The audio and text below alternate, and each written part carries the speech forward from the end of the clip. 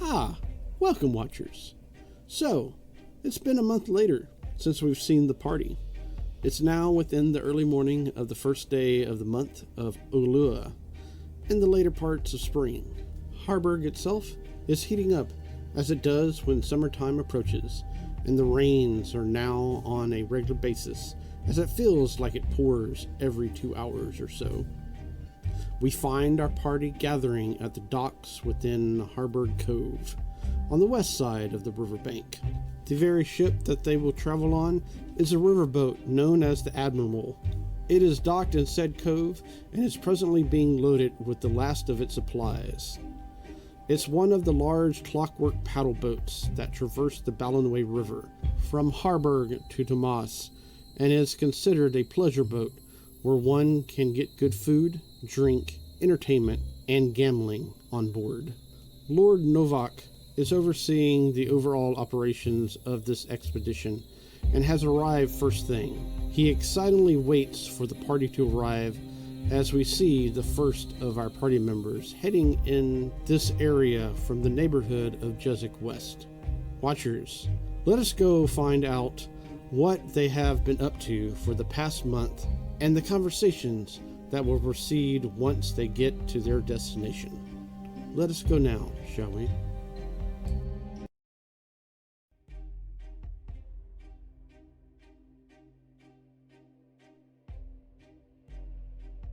All right. Gundalf arrives in the docks with his crew, his personal crew, a small goblin, a big orc, and a medium-sized air genasi. But he tells him to hang back a little bit while he goes to talk to Lord Novak. Or Novak, sorry. Lord Novak. How goes the preparations? Are we almost loaded?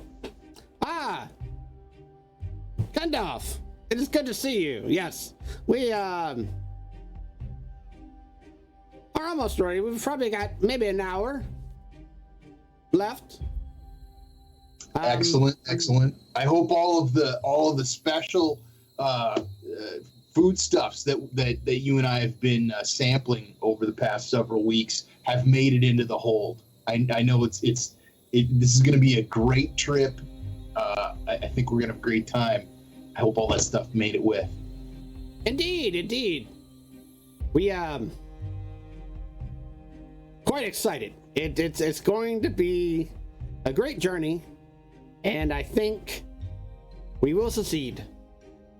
I have no doubt of it. And you know what, man? Any journey I'm taking with you is going to be a heck of a good time, and that's a success in and of itself. I'm stoked. Hey, do you want to meet my guys? Yes. Look, they're pretty quiet. They're not going to make too much ruckus, but when it comes to a little more advanced partying techniques, these are the ones you want with. This is Vrez Bartley. He's cool. I know he doesn't look quite. He's cool. And Gail. These are the ones I told you about. They're going to be super useful on this trip. And let me tell you, you've never seen anybody arm wrestle like Bart here. Good. We can always use the strong muscle. Right on, man. As Bartley smiles, big toothy grin. All right, well, let's go ahead. Go ahead, man. And we should be having the others come soon. As he looks around. There's one right there. I think it's Yachts. Oh, yeah. Yachts rolls up with her backpacks over her shoulders, and a long, thick braid down her back, and a little mutt nipping at her heels with a big blocky head and like the permanent puppy dog eyes. And she hears her name and she just calls out, I'm here. Good. Hey, welcome to the crew. Yeah.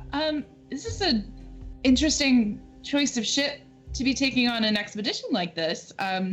Was there nothing else available? It is all that I could afford at the present moment. I mean, yes, it is a bit grungy and... I mean, it will do.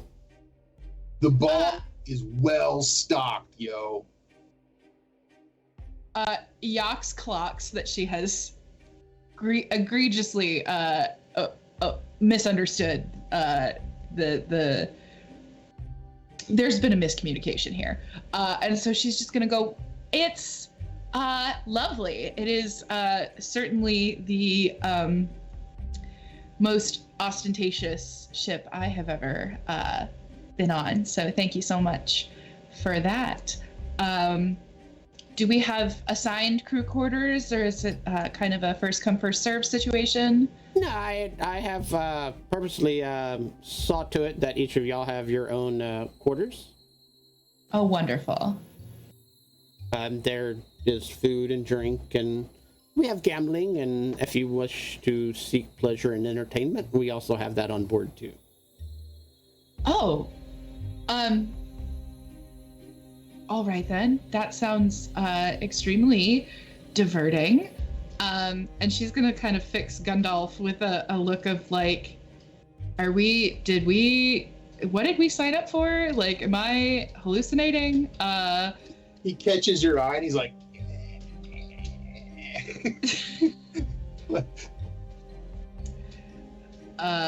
and I think with that, she's gonna kind of look around, waiting for Cora and Veruca, who have become her sort of, her own little posse.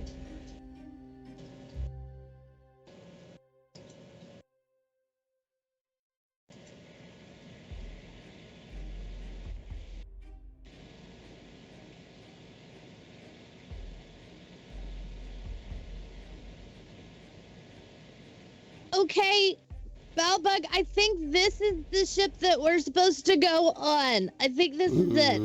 We gotta look. I'm not sure. Do you see anybody? I can't see around you. Do you see anybody? It's up there, Cora. Yes, it's up there. But where are the peoples? They're ahead of you. Oh, there they are. I see them. Okay, let's go. Let's go. You got all the stuff. You have all the maps and all the extra stuff that I asked you to bring? I do. Okay. Are you going to be okay going down this ramp? You got this. You're fine. It'll be fine. And then she falls down the ramp. I think over the last month, Yax's ears have become very tuned to the sound of Cora's voice. And so she can pick her out of a crowd, and she kind of hears parts of this exchange and is kind of like waving, like, we're over here, and she sees Cora fall, and she runs over with her little puppy and helps her up, and she goes, well, hey, I told you you would find it. You didn't need me after all. We did. We found it, and it's gloriously large. It's something, all right. It is. You told me not to say anything. Okay, it's a boat. It is a boat. It's a boat, and it's gonna go on the river, and those are all accurate statements. You're absolutely correct. It'll be fine. It'll be absolutely fine. Hi, Gundalf. Hey, it's Party Girl. What's up? Nothing. I'm hoping my allergies get better on the... Oh, I almost said the sea, but it's a river. On the river. You know, travel is good for you. I'm sure you're going to be feeling great in no time. It will be great. I brought a lot of books on, like, remedies, jungle remedies and stuff, so I hope we can gather some stuff and maybe it'll help me clear up all this mess. Cora, have you ever considered that it's the dust from all the old books that sort of makes you the way you are? No. That's what I thought. We'll talk about it later. It's fine. Okay. Oh, goodness. Let's see. Veruca sees the absolutely opulent steamboat and is kind of like, this cannot possibly be what we are traveling through Ballinway on. And then she sees everyone standing in front of it, and she walks up to people, and where the others have been kind of skirting around how impractical it is, Veruca just goes, this boat will make us many targets. Like, will just make us a big target for many attacks. We're going to need to put mud on it.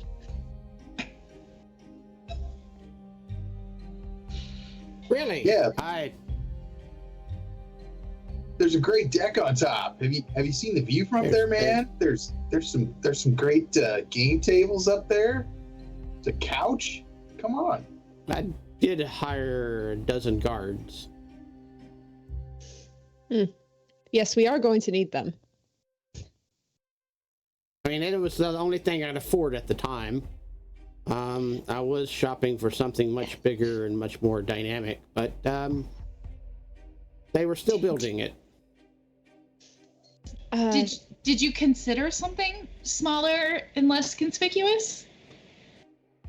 What? Well, what is purchased is purchased. We just have to work with what we have. Veruca's picked up that she is kind of insulting the kind of sponsor of our trip, so she's kind of trying to move forward with it. It is a lovely boat, Lord Novak. I mean, you'll have y'all's own rooms, as well as, you know, there's going to be free food and drink, and gambling, of course, and if you want entertainment and pleasure, you can ask for that as well. The quarters will be... Yes, go ahead. So, I'm sorry, just to clarify, so we have the guards, and then presumably the kitchen and gambling staff. Are we just going to leave them on the boat while we go traipsing through the jungle? Oh, yeah. Let us wait until Sir Benedict gets here, and we can go over more details after that. And Eox kind of leans over to Veruca and goes, I can't wait for that. If they stay on the boat.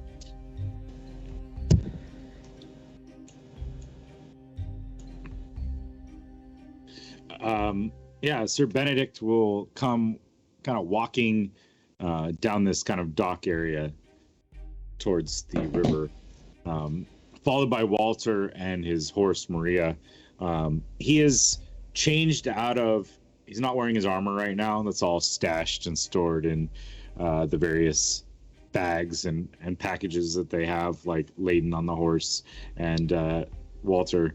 And he is in like a dress uniform, like a dark gray dress uniform with like a crimson trimming on it, a blue shirt underneath that kind of matches his house colors.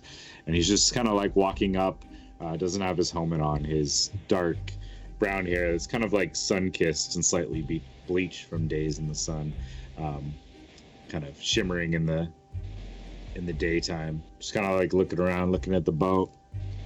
Oh, righto. A nice little barge. This should be nice. Greetings, everyone. How's your travels here? Benedict, man, welcome. Hey. You're looking smashing today. Oh, I thank you. I hope I'm not too late here today. He looks like Yox, he looks like one of the guys in Veruca's books. Please don't say. Veruca was taking a sip of something and she just absolutely like spits it into like, she turns and spits it, but it does hit like a porter who's walking by with like his arms full of something. I think that is a lovely compliment. You should go say that to him. I think you're fibbing. I would never. Have I ever? She absolutely has over the last month. Like, for sure. I would be too embarrassed. I'll tell him later. Gundalf, you're immediately nudged as Gel quickly walks by you and immediately goes up to Sir Benedict. Well, hello, dark, tall, and stranger you'd like. I am Gale. Well, hello. Eros, to be exact. Eris, yes. Of what is it you air? I do many tricks and many deeds. And you are Constantinesian, am I correct? Yes, I am. In fact, yeah. What gave that away? Oh, well. Not many of your type come around. As she looks over at you, Gundalf. Gundalf, have you been keeping him in a closet? Hey, no, man, it's my mission to bring him out in the world and show him what the city's really all about. Benedict, man, this is Gale. I'm sure you guys will get on smashingly. She can do this thing with Mage Hand. I don't want to tell you about it. You got to hang with us on this trip. Bart, But of course, come here, course. Bart. Yox is just holding Veruca's hand so tight. He's completely stone-faced. Name's Bartley. Pleased to meet y'all. What can he do with Mage Hand? Oh, I can smash mages with my hand. Bart's Mage more Hand than has a lot of limits. You have to be very careful when you're using that spell. You gotta. You do.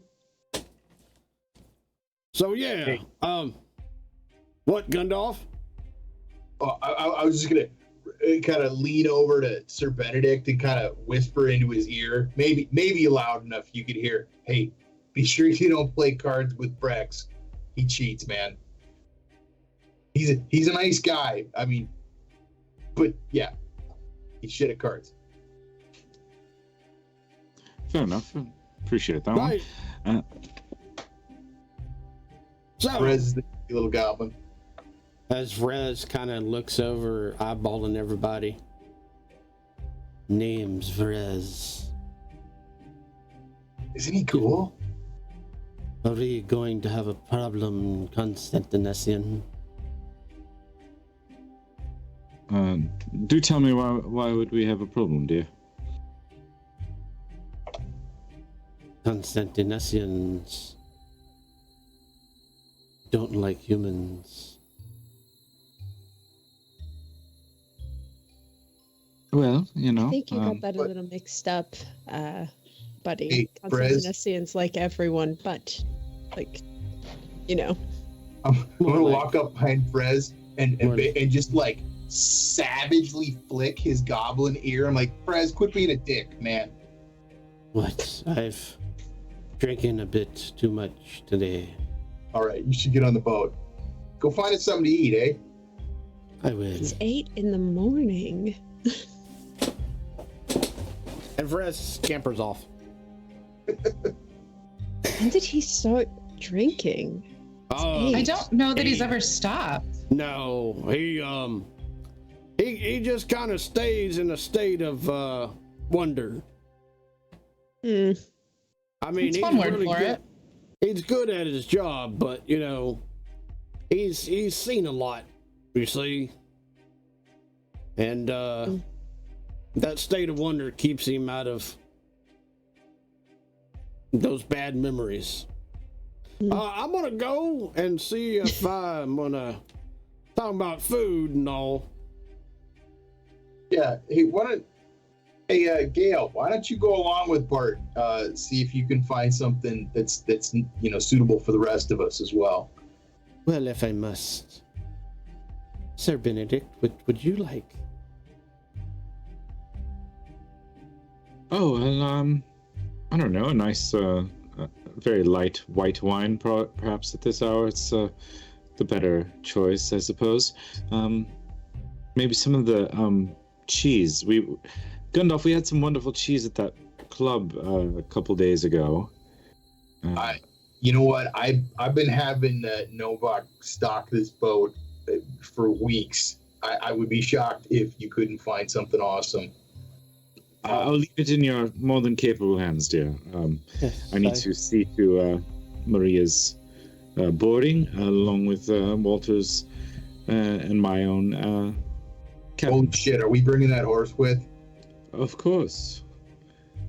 We're going to be traveling through the jungle. You think I'm going to be hiking through the mud in my armor? Please. I guess, to be honest, I hadn't really thought that far ahead, but yeah. Veruca's very excited to see Maria. She's like, may I? She's kind of like holding out her hands to the horse, looking at Sir Benedict. Oh, of course. She's quite friendly, unless I tell her not to be. Veruca's just like She petting her. neighs a little bit. Let's see. Speak with animals. Oh boy. Do it. I think she's just. Gil Yeah. slightly touches your cheek, Sir Benedict. You feel a wisp of cool air come over you. And she says, I will be in the lounge. And later, maybe, you can visit room 12. And then she walks away. She's quite forward, isn't she, Gundalf? Well, I mean, yeah, you're a big boy though. I mean, Oh, I'm not saying I Gundalf, object. why are you so red? he smooths his mustache furiously. So, Veruca, Yes. where is your guide that you said that is coming? She should be Oh. here, right? Yes. I think she might have been taking the waterway. She said something about it being a shorter path for her. Ah, yes. Sir Benedict, do you wish to get Walter to take the horse? Oh, To the I'm stable explaining. I'm Yeah. explaining to Maria right now what's going to happen, so she'll be a little calmer on the boat. Yes, Veruca's telling my horse to be calm. Yes. Horse noises. Well, indeed. So yes, once Ada gets here, we will board and should be on our way shortly. The porters are almost done.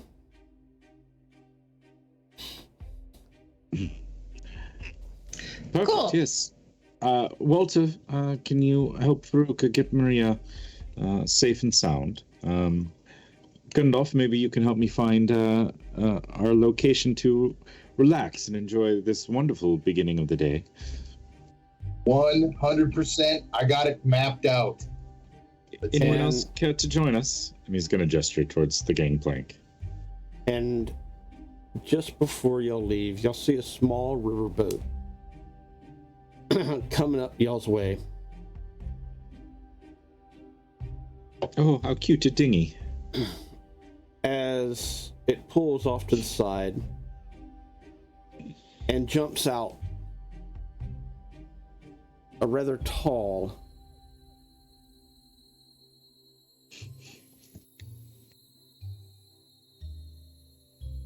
lizard folk.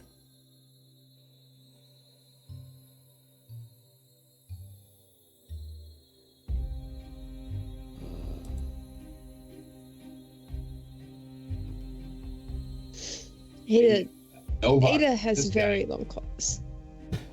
As she gathers her gear and looks over at y'all. Well, how y'all doing? It's just a spanking brand new day, and it's nice to see y'all.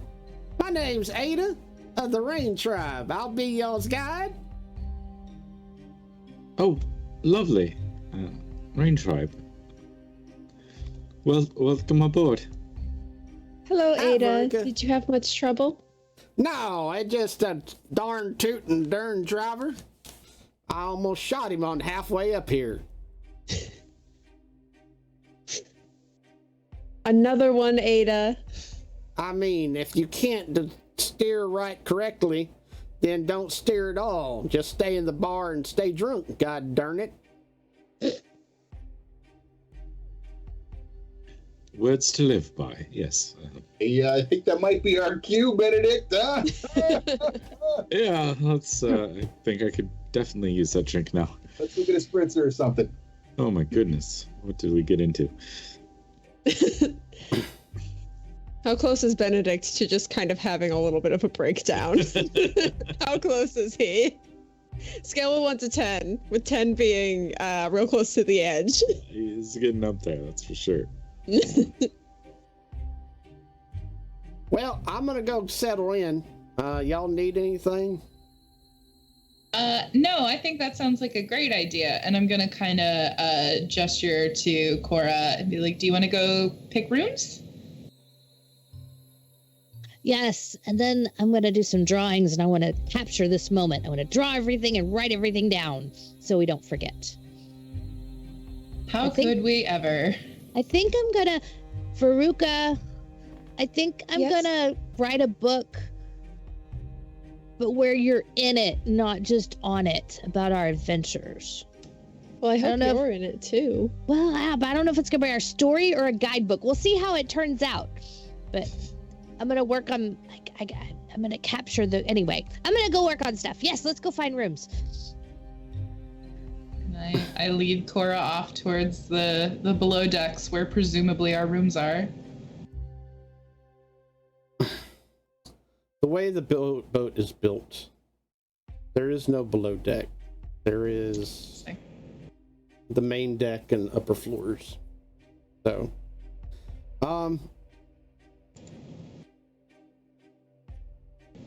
Veruca, Yeah. are you still with Walter and Maria? Yeah. The Veruca's gonna help get Maria on the boat.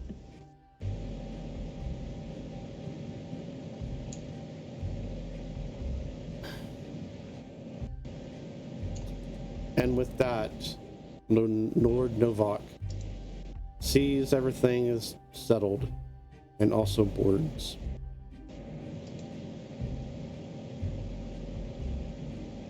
As y'all start to settle in to the ship itself, it's been a month since this party has gathered, since this party first started. What has everybody been up to within that month?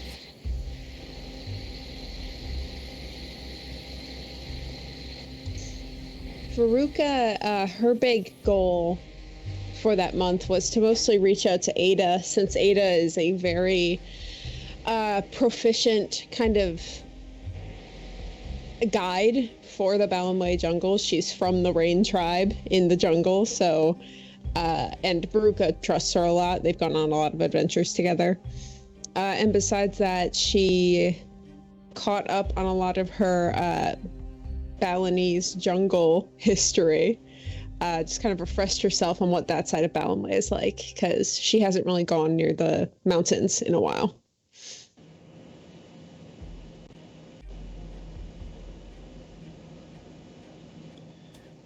Sir Benedict would have spent quite a bit of it helping Lord Novak kind of plan some of the expedition, arranging some of that. He knows a little bit about like logistics and stuff like that, so he was helping see to that.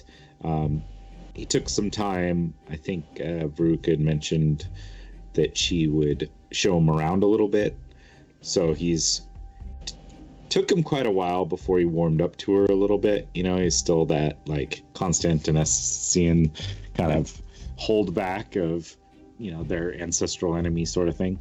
But he eventually, you know, came to appreciate her knowledge and her enthusiasm of showing him around. So even though she probably showed him like 8 million temples, he tried to at least feign excitement for all of them.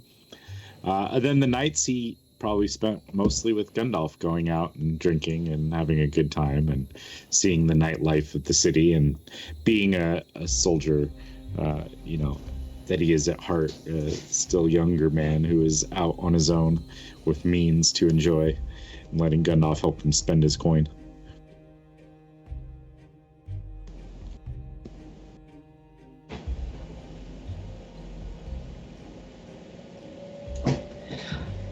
I think for the last month, Yax has been sort of steeling herself for spending a lot of time with essentially strangers.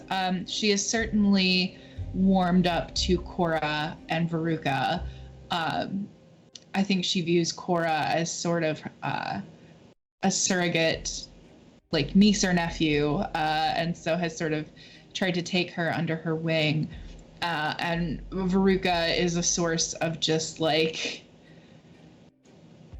feminine camaraderie, I think. So the three of them have bonded pretty well. I think she has also attempted to she has almost certainly gone out to the bars with Gundalf and Sir Benedict a few times and just absolutely could not keep up, but tried really hard to. And so the next time they invited her out, she was like, oh, I have so much to do, but really was just suppressing the memory of the hangover from last time to varying degrees of success. I think she was also sort of making peace with potentially not seeing Ballinway again, or seeing the city again. Just because there's this feeling in the pit of her stomach that just either she is going to return victorious or she's not going to return at all, which in its own way might be a sort of victory. But I think she has spent a lot of the last month just in isolation, when she's not, getting to know her friends and packing and gathering supplies. I think she's spent a lot of time sort of quietly contemplating, this is either the beginning of the rest of my life or this is the beginning of the end. And I don't think she knows which one she really wants it to be.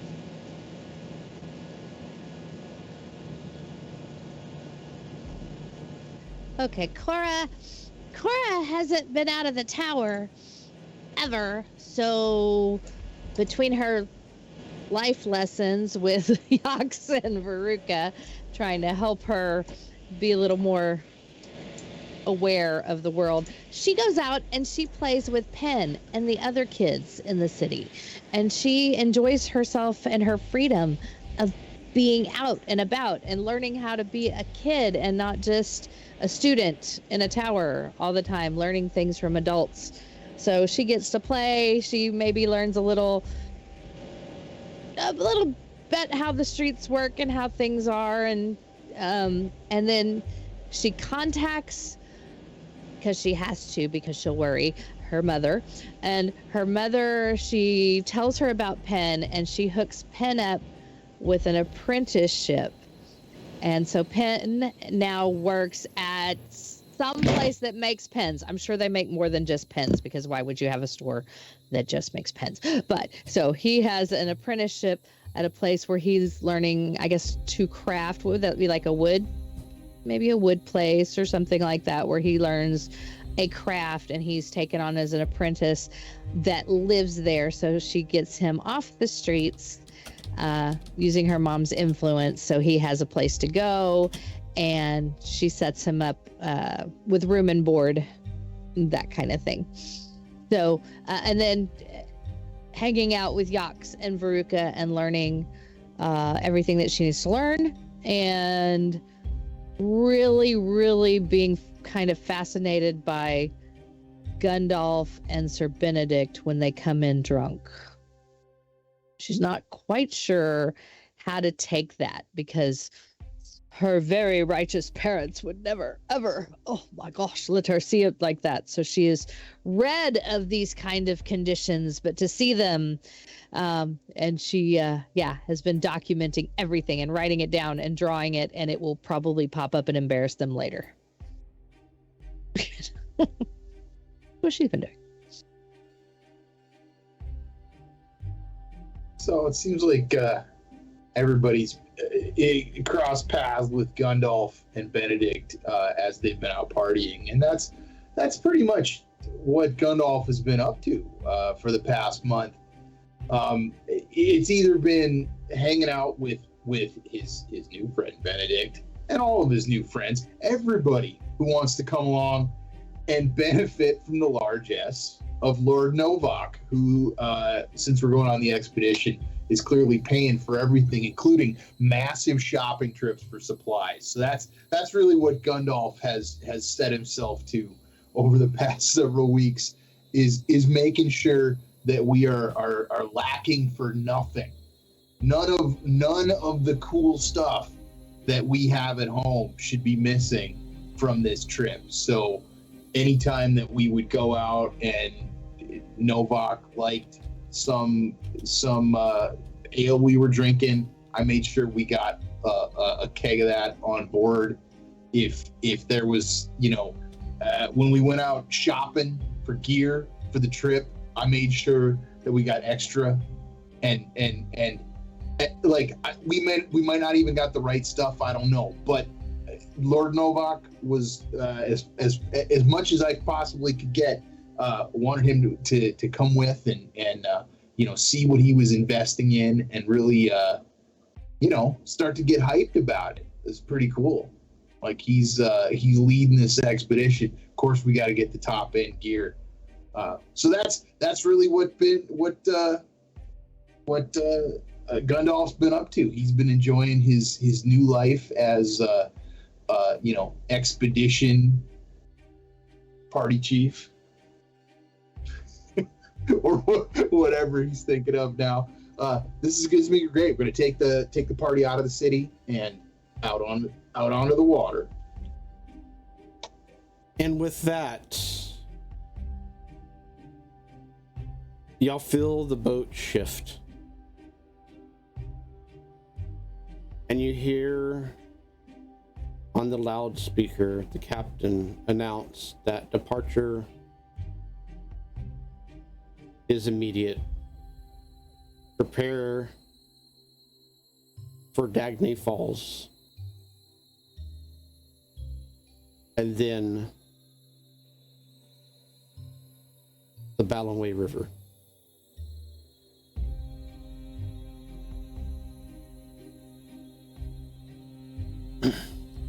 Odney Falls, sorry. He's also a little drunk. No, but whoa. As the boat moves forward, is anyone watching outside, or everybody is on the interior? Veruca has not gone inside. I mean, I could see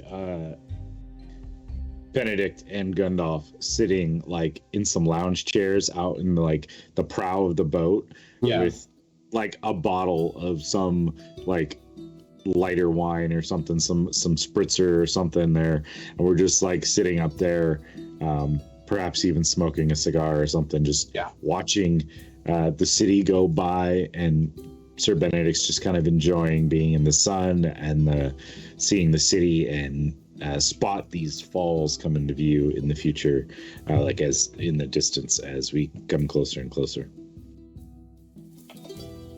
That sounds perfect. Hopefully Bart found some food and didn't eat all of it and brought us some, so we can hang out. I expect those guys will probably want to, keep to themselves a little bit. They're not quite as fancy as everybody else.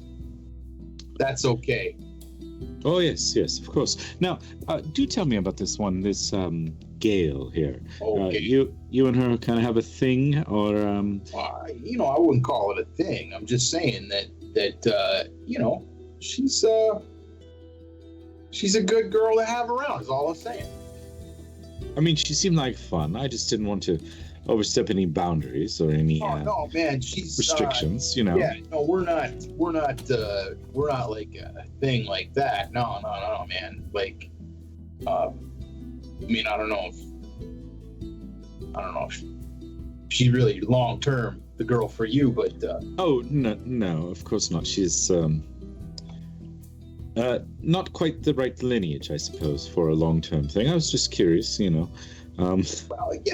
I mean, that's it takes all kinds. You never know. I'm just saying that. That is true. You do never know. It's not like a racial thing, man. It's just no personality issue. I don't want to see you in a relationship that's going to be damaging to you long term, man. Because I care about you as a man. I appreciate that. I know that when I was on the front, sometimes the guys would have a special girl they'd go to, and if you found yourself in a tavern with her, it was kind of the apt thing to pass on any opportunities to interact with them outside of the bar. And I wanted to ensure that if I found myself near room 12, I wasn't going to be overstepping any bounds. Oh man, you know what? You got no problem coming from me. Watch your sack. You're on your own with Gale, but yeah, it's probably going to be a wild ride, but I think you'll have a good time. Well, we'll see. It's got some time on the boat. I just pace yourself, buddy. Let's have a drink. Let's look at the harbor. Yes. You can check out a room later. Oh, I wasn't going. I was in no rush. I was just clear that air before anything perhaps happened. Contingencies. Sir Benedict. Yes. Is this the first time you've seen the marvel of Odney Falls and the contraption that the gnomes and dwarves have built to ferry ships up the falls into the river itself and vice versa? Oh yeah, he's never traveled here before. So, and when he did come, he came via the ocean route to get into Harburg. So he has never seen this part. He probably didn't get that far into the city. It wasn't necessarily close to the temple districts that Veruca took him to, or the nightlife that Gandalf took him to. So yeah, he would be experiencing this for the first time. Where's Yax and Cora at? I know Cora wanted to spend some time drawing and writing and kind of documenting this part of her journey. So I think once Yax was sure that Cora was settled in her room, she would go drop off her things in the room directly next door because she would want to be close by. And she and Maxie, the puppy, would go, I think, just back out towards the back of the boat, ideally where there isn't really anybody else. Like, she's probably listening to the other conversations and the crew working the ship and getting things moving.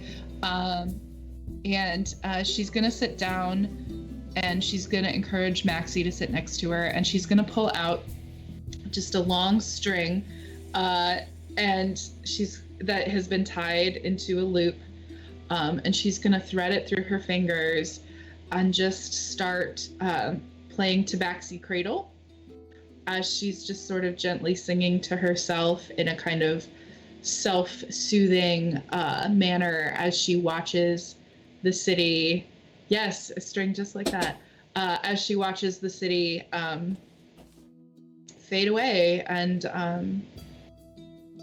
is just doing her best to maintain a clear head and a forward moving sense of purpose.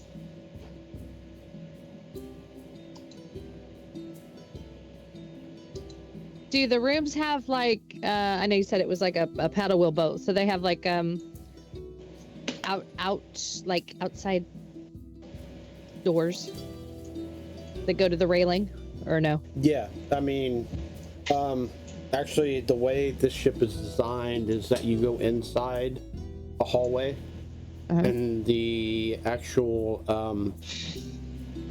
rooms, the cabins, are on the outskirts, and you actually have portholes that you can see out of. Okay, but not like French doors or anything. No. Oh, okay. So she would, if she could, if things aren't bolted down, she's going to be sure there's a table. But is there a table by a porthole? Oh yeah, absolutely. These rooms are fairly nice. Okay, so she would be where she could see out, so she doesn't miss anything. But yeah, she's at a desk, just going ferociously.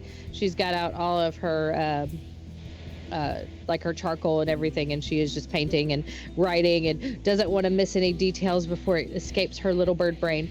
And but also is paying attention because she should know, because of the map, that the falls are coming up. Although she's also terrified and wants to stay inside. Okay. But wants to see it through the window, but she's safe indoors. And with that, y'all pull up in line and eventually come to the weird contraption.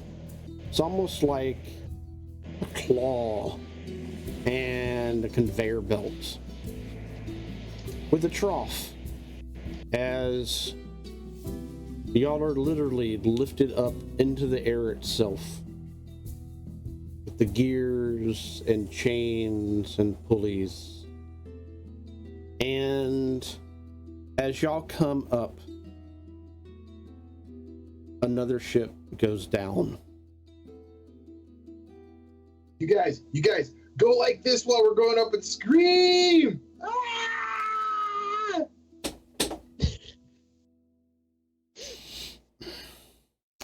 Veruca's like, she's like smoking out of a pipe. She just does not. Come on, y'all. It's like, it's a sick cloud. It's real nice.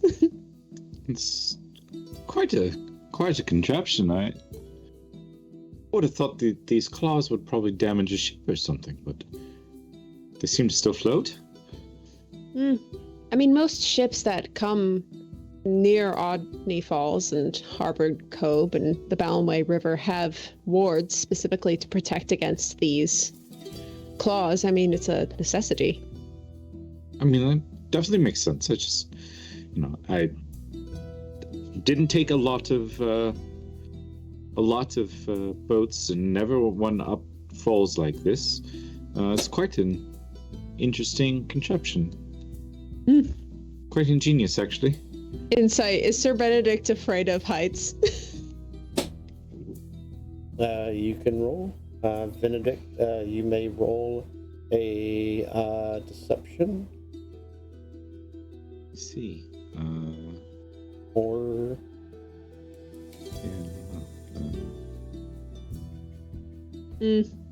Meanwhile, It's an Gundalf's looking over the edge. He's like, geez, we're high up. Check this out. He spits over the edge. It shakes the boat a little bit. Veruca got an 11. She's looking at the fish. Got a 17. Yeah. Seems fine with it. Where's everyone else? They're missing this. This is quite ingenious. Yox is not watching this. I mean, I suppose she must have traveled on the boats. It's okay. And Cora? Do I see Cora like peeking out from the inside, or? That is up to Cora. I don't know if she would be where you could see her. I mean, she's probably looking out her porthole, but I don't know if. Oh yeah, if you're in your room, probably not. Yeah, no, I don't think you'd see her. Yeah. All right, well, cheers to that. It's something interesting. Good beginning of a quite ingenious journey. And with that, the ship lands safely in the Ballinway River itself, as the captain announces that y'all will be on y'all's way.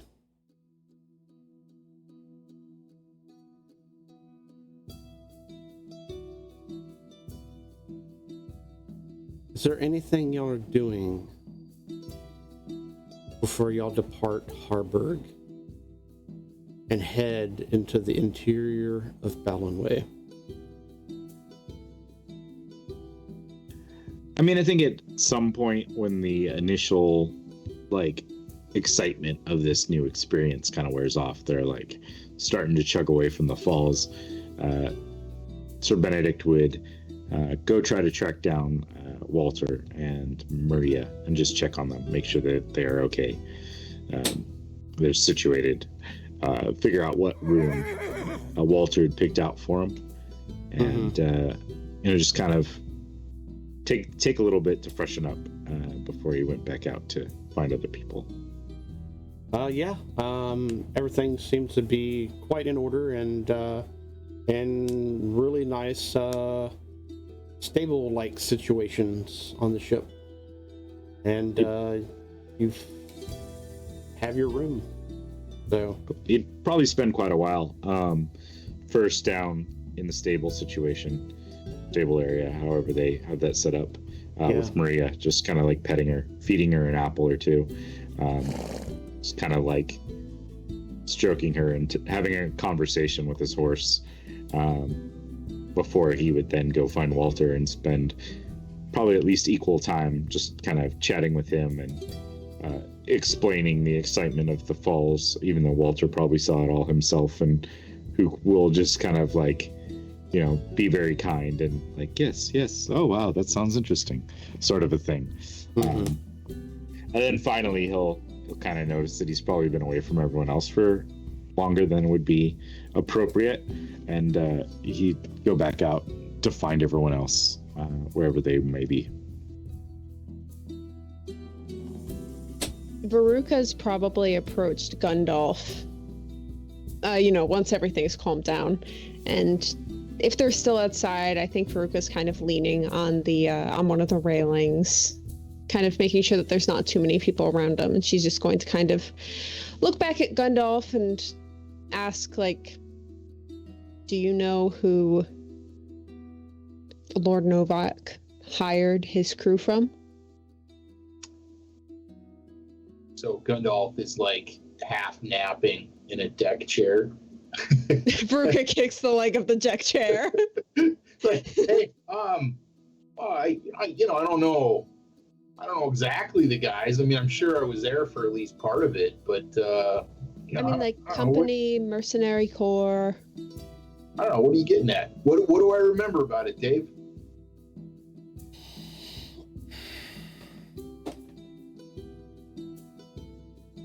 What? Actually, we're going to make a roll on this because this is Gundalf and his memory. Yeah. He does have an eye for details, so he Okay. So I want to leave this as an option then. Okay. We can either use your passive history or you may roll.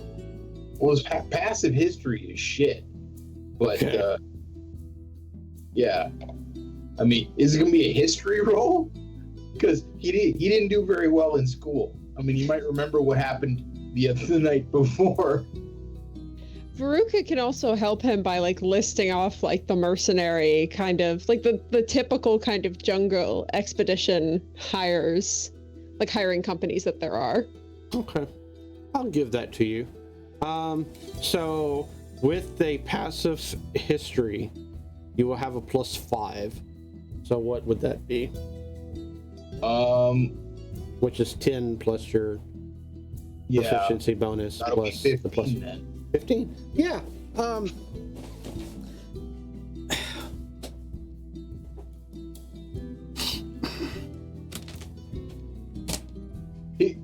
Dave, I'm gonna tell her whatever I remember. I had no deceit in mind here, but I'm trying to figure out why is she asking? What's her deal? Okay, so I need an insight from you then. Yeah.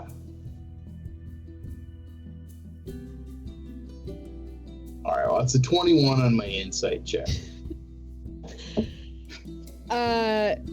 Veruca, as someone who has been a guide for many different people in the past, knows that some crews come with their own sets of vendettas and aren't entirely afraid to abandon or mutiny against the people who hire them, regardless of the price point that is kind of set.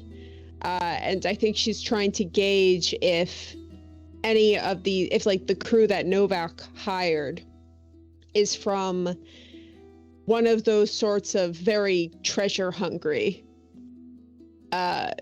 guilds. Because those guilds tend to, they do come back with a lot of treasure. I think just the chance of them mutinying against you is a lot higher. Yeah, I let her know what I can remember about it, and I can tell she got some reservations. So I'm like, hey, whoever we got, Novak's got buckets of money. I'm sure he paid him well, So that's what I'm worried about. Well, man, what? Do you think we're in trouble here? No, it's just the first time it's ever occurred to Gundalf. You're going into the Ballinway jungle. And not at the moment, but it's always good to keep your head on a swivel, and I've certainly been left for dead enough times to have an eye out for these sorts of situations. Well, man, I'm glad I brought my guys with me. At least I know that. None of them are that great, but I know they got my back. Yeah. I'm glad to have Ada on here as well. What name rolls off of Gundalf's tongue is the Brown Cloaks mercenary group. Brown Cloaks. They got a stupid name, but it was the Brown Cloaks. Well, I think their name was originally in some native Balinese language. It sounded better in that. Cooler in Orcish or something. It sounds much cooler in Orcish. Mark is telling me that all the time. You should, if you ever do this sometime, when you're hanging out, ask him what his favorite song is. Okay, but get him to sing it in common. Oh, yes. It's this orc ballad, but it's hilarious. It doesn't make any sense in common. They get so, it's so odd how wordy Orcish drinking songs get when they're translated to common. You don't think. They're just cramming words into the melody. It's ridiculous. I think they're smarter than they let on, because that is a compact language. Bart has growled stuff to me that was barely sentient sounding. But, he's perfectly intelligible if you're an orc. Oh yeah. Veruca. Yeah. You wish to make a history roll on that name? Heck yeah. Let's roll. And History. why you think about that? What is Yox doing? So I think after she had her little moment of watching the city sort of fade away, she would return her tabaxi cradle loop to her pocket where it lives, and she would pat Moxie a little bit and spend a little time with him, and then I think she would get up and seek out Benedict and Gundalf, presuming that they are still smoking and drinking and doing whatever, because she doesn't want to be standoffish. So I think she will sort of plunge herself back into the social current of the boat. The first people that you see since you were on deck. Benedict is no longer there, but Gundalf is reclined and is having a really deep conversation with Veruca. Oh, I 100% don't want to get in the middle of that. Gundalf, I feel like Gundalf looks really relaxed and Veruca's like coiled like a spring. Like it's a really weird kind of dynamic going on. Oh, in that case, I will 100% walk over and like sidle up to Veruca and be like, "Hey kids, what's shaking?" Thinking she's being very smooth when she's in fact Veruca. not. Yeah. What was that roll? That was a smooth 11. Coming in hot. Amazingly enough, you only needed a 10. Yes. The Brown Cloaks is a secondary group that was started by the Harburg military. It is basically those that need actual work, extra pay, whatnot, go to the Brown Cloaks. So they're soldier mercenaries. Yeah, they're Harburg's version of police. Awesome. We got the cops on board. We're gonna be so safe. Wait. Did you say cops? Gundalf. Absolutely, like all the color drains from his face. No, I think I might have said constables on patrol, but yes, they are kind of mercenary soldiers looking for some extra money. So they will be skilled, but I would not expect them to prioritize us non-royals. How do you think they'd react to somebody stealing their money, cheating at cards? That's really my primary concern about these guys. Probably How bad. good are they at cheating? Can they make it look normal? Like, Well, or are there going to be like 8 aces kind of floating around in a...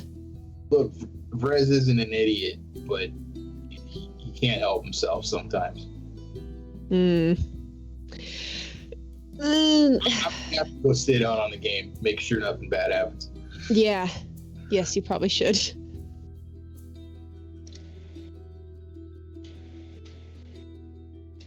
I do think there is something that kind of tickles the back of my brain of Cora mentioning counting cards at one point. So I do think I would kind of be like, I need to go deal Count with the cards? thing. In a way, yes. And I'm gonna kind of meander back towards where my room is and drop in on Cora and see how she's settling in. So what's Cora been up to? Did she finish with her drawings? Did she... She finished, and she is not in her room. Where's she at?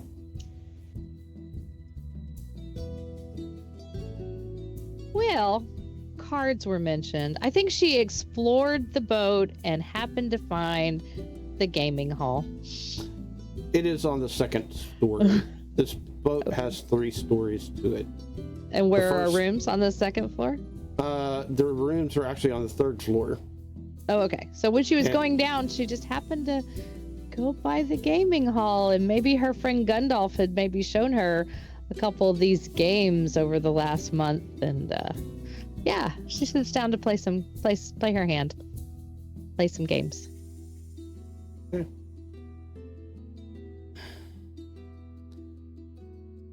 Cora.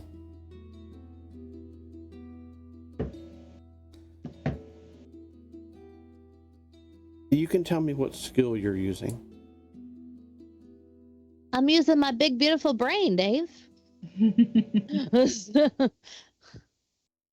Hey, if we're playing cards, you should know that Gundalf absolutely never cheats to win. He cheats anytime he needs to make sure that everybody has a good time. So he's gonna keep an eye on Vrez and make sure he doesn't like totally like fleece everybody, and try not to lose too much money. But he's like he's good at gambling, and he can cheat if he needs to, and will. It is to keep Vrez from screwing it up for everybody else. Cheating for the side of good. Yeah. That's Cora kind of is- sweet. Yeah. Cora is not cheating. She is just, she knows in her head, well, to her, in her head, it's a math game. It's just a numbers game. So she's just strictly playing the numbers So, Cora, and doing all the calculations in her head. I want to know, at this present game, you were pretty much playing against the house. Everybody else is doing stuff. Gundalf and everybody else is outside. At one point, you did see Sir Benedict walk by, but outside, going downstairs to the lower floors. How much money are you betting? What's the ante?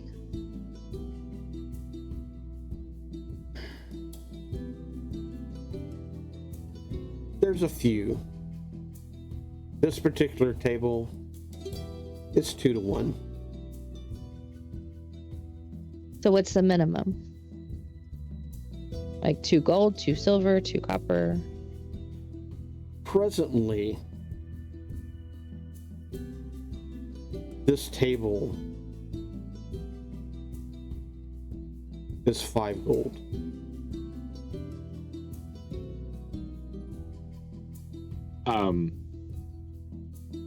Can Sir Benedict, having seen her in there, swing by, kind of look over? Oh, Cora, what is it that you're playing here? Or trying to play, anyways. It's a game that Gandalf showed me. It's Morosian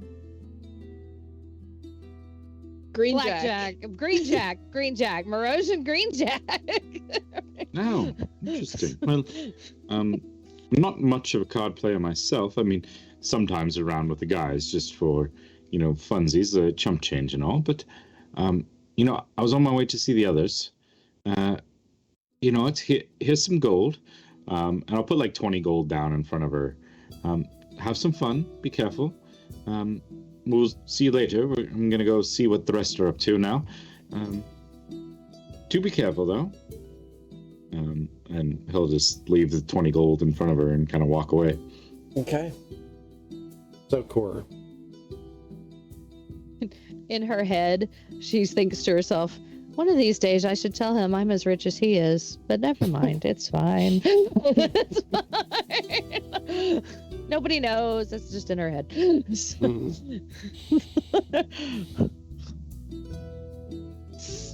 How much are you betting?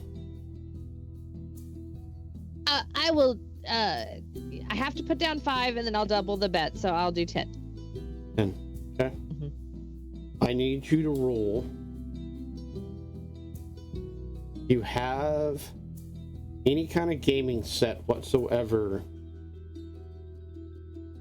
where the tools and stuff like that are at, then we're going to No. base it off of that. If not, it's going to be, which ability check are you using? And if you're cheating, then we'll need No. sleight of hand. She's not cheating. So I think she would do maybe investigation. Like she's looking at the cards and she's counting, but she's not in a bad way. Just doing probabilities and stuff in her head. Are you making it known that you're counting? No. Okay, then It would just be in her head, like it's natural, Okay. I'll give that. I don't even to you know then. she knows. I don't even know if she knows she's doing it. She's. So just- what? First off, what's your intelligence? My intelligence is an 18. Okay, I will allow that number configuration, because you're smart enough to not count out loud or make it known that you're counting. So go ahead and give me an investigation roll then. You must beat the roll that I have presently. Okay.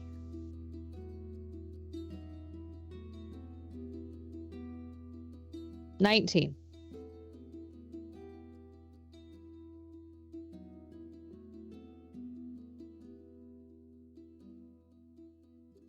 You come in extremely close.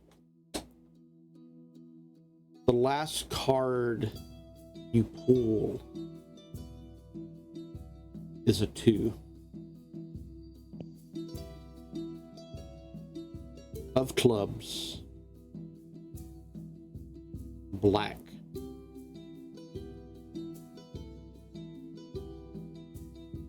You know that is the second highest card as far as color wise you can pull. The highest card color wise is of course green. The house pulls the exact same card you do, except the color is green.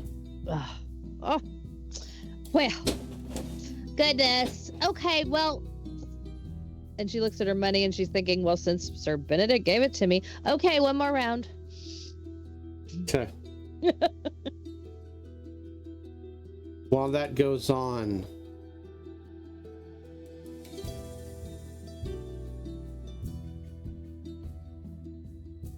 Sir Benedict, you meet Yox on the stairwell as she is coming down and you are going up. Oh, Yox, how's it going? Oh, I'm fine, Sir Fancy Pants. How are you? I'm doing just fine, actually. You see, did you know there's a gaming hall and Cora's currently playing right now. Cora's playing? Yes, well, I mean, seemed to And you be left her enjoying it. I gave her 20 gold and told her to have fun. I figured I'd find you guys. You gave her Why? 20 gold and let her loose in the game. She's gonna clean them out and they're gonna throw her in the brig. I never thought of that. I mean, it's like her second day out. Does she even know how to play the game? I don't. Have you ever met anyone as smart as she is? I mean, she's probably got it figured out just in the space of time it took her to sit down at the table. She's pretty intelligent. I mean, of course she can figure that out. I mean, but you don't just sit down and all of a sudden win everything. And give a little bit, take a little bit. The house is used to these things. I wish I shared your confidence. Why did you give her 20 gold? Anyway, she has her own money. Don't know how much, and I wasn't planning on playing, so I figured, there's not much else I'm going to be spending my money on while I'm out here on this boat. Are you just her benefactor now? No, I thought I'd try to be nice to a friend who wanted to play a game and wanted to make sure she had enough to enjoy herself, whether she won or lost. I understand. Did you want to go play? I've got some more. You could take some gold and go play. I'm fine. And she fully takes a step back from him in a very uncomfortable way, and just says, I don't think I will be partaking in the gaming hall. I've never been particularly lucky, but Fair please don't. You're not going to play? No, I'm more of a social player. I don't try to play just to win money. That's not really motivational. But if the group of us wanted to get some sort of card game or dragon chess, I do love quite a bit. But if a group of us wanted to play, I would love to sit down and have a group game. That would be fun and interesting, I guess. A good way to get to know everyone. When you mentioned dragon chess, Yox's face softens a little bit, and she says, "Oh, I haven't played dragon chess in a long time." Well, I mean, if you ever have some time, I have a set somewhere in my room somewhere. We could sit down and play. Oh, yeah, actually, that would be really nice.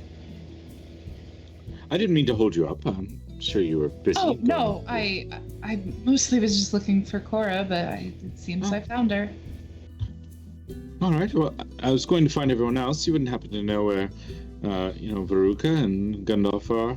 Veruca enters, holding a absolutely furious mud parrot. It is squawking. It is screaming. I caught this outside. And, Sir Benedict, I know that you said you hadn't been in Ballinway before, so I figured that you hadn't really gotten an up-close look at the local, fauna. The bird is just caked in mud. It is stinky, it is smelly, it is very, very, very, very, very loud, and it is spraying all manner of substances all over these very nice walls and floors, because we are inside at the moment. Actually, y'all are on the stairwell. Oh, we're on the stairwell? Okay, yeah. Outside. You might have heard Veruca catch it then. Like, it was just kind of a loud thump. That poor thing. No, it's okay. See, if you hold it by its legs like this, it calms down quite a bit. It just needs to know you're not going to eat it. She is bleeding a little bit. Ever eat it? And oh my gosh, are you okay? Oh, yes. I mean, that's just a part of it. Once you let them bite you, they know that you're not going to hurt it, because usually things that are going to hurt it let go after that amount of time, and it just kind of gives up.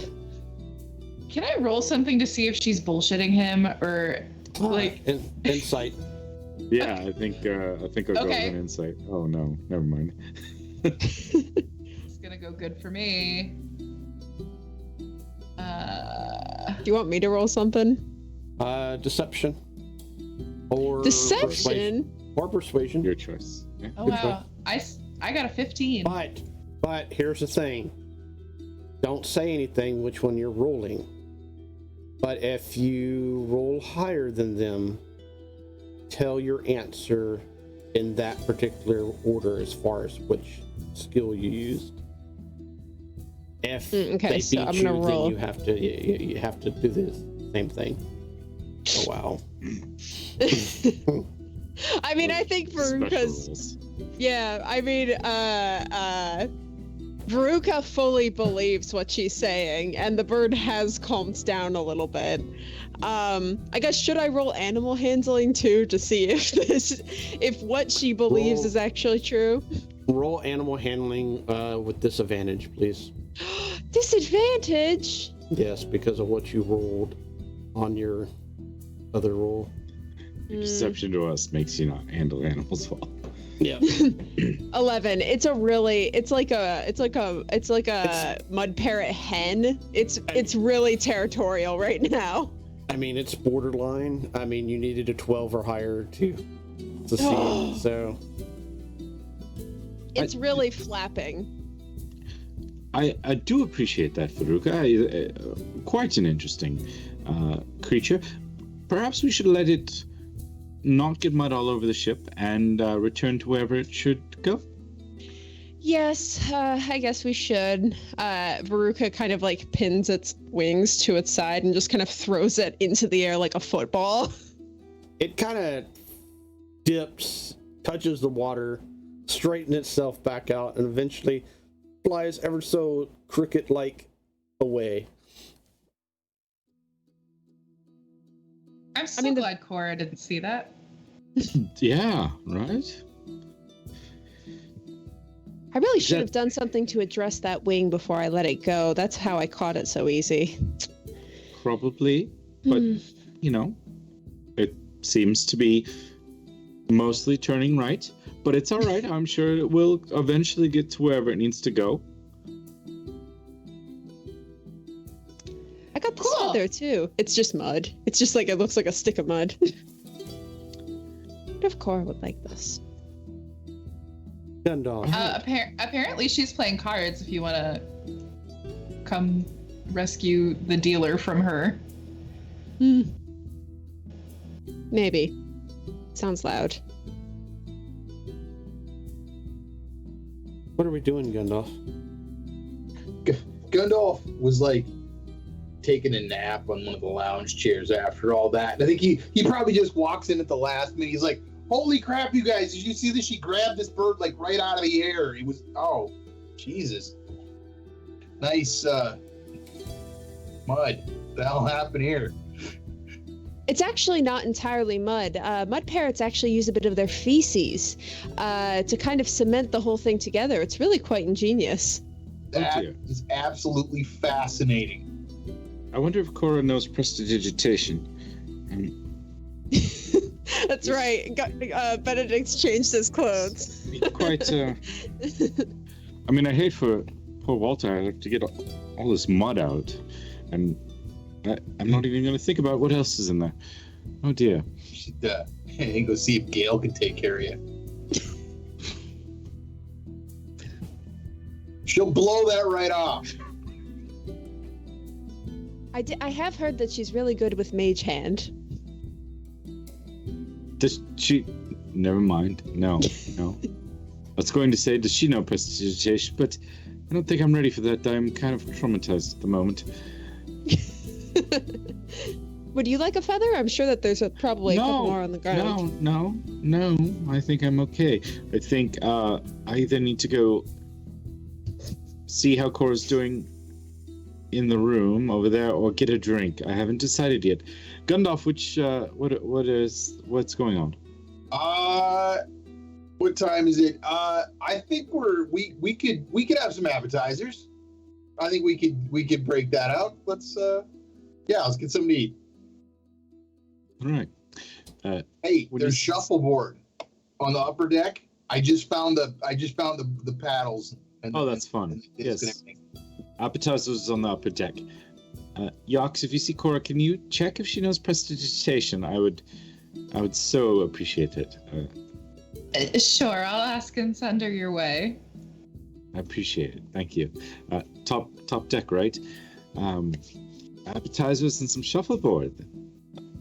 It's a good answer. Sounds excellent to me. It's such a good advice. It's such a good idea you had.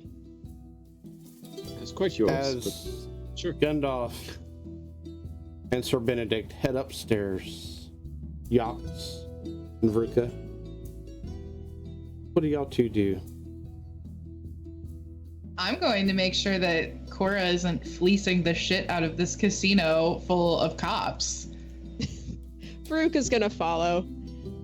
And She made her social kind of reach out in terms of like showbird to friend. And as y'all You go did down, a good job. And as y'all go downstairs, we turn our attention toward already lost one game, barely. How much do you bet with your second game? Oh, the other 10. The other 10. Yeah, the other 10. Sorry. She knows about money, but, she was raised a little bit like Sir Benedict, so she's just like, there's more where that came from. It's fine. Go ahead and give me another roll. Another roll. Okay. Oh no. My D&D Beyond crashed. Sure. Okay, it's back. It's back. It's back. There was a beholder. There's still a beholder. Oh my god. Okay. All right. It's okay. We go old school. Yeah, we're doing it live.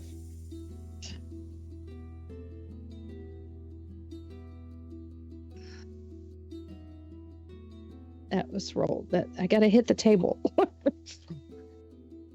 Okay. So that's a 15 and she had a +6. 15, 16, 17, 18. 20, 21. Easily, you have won this round.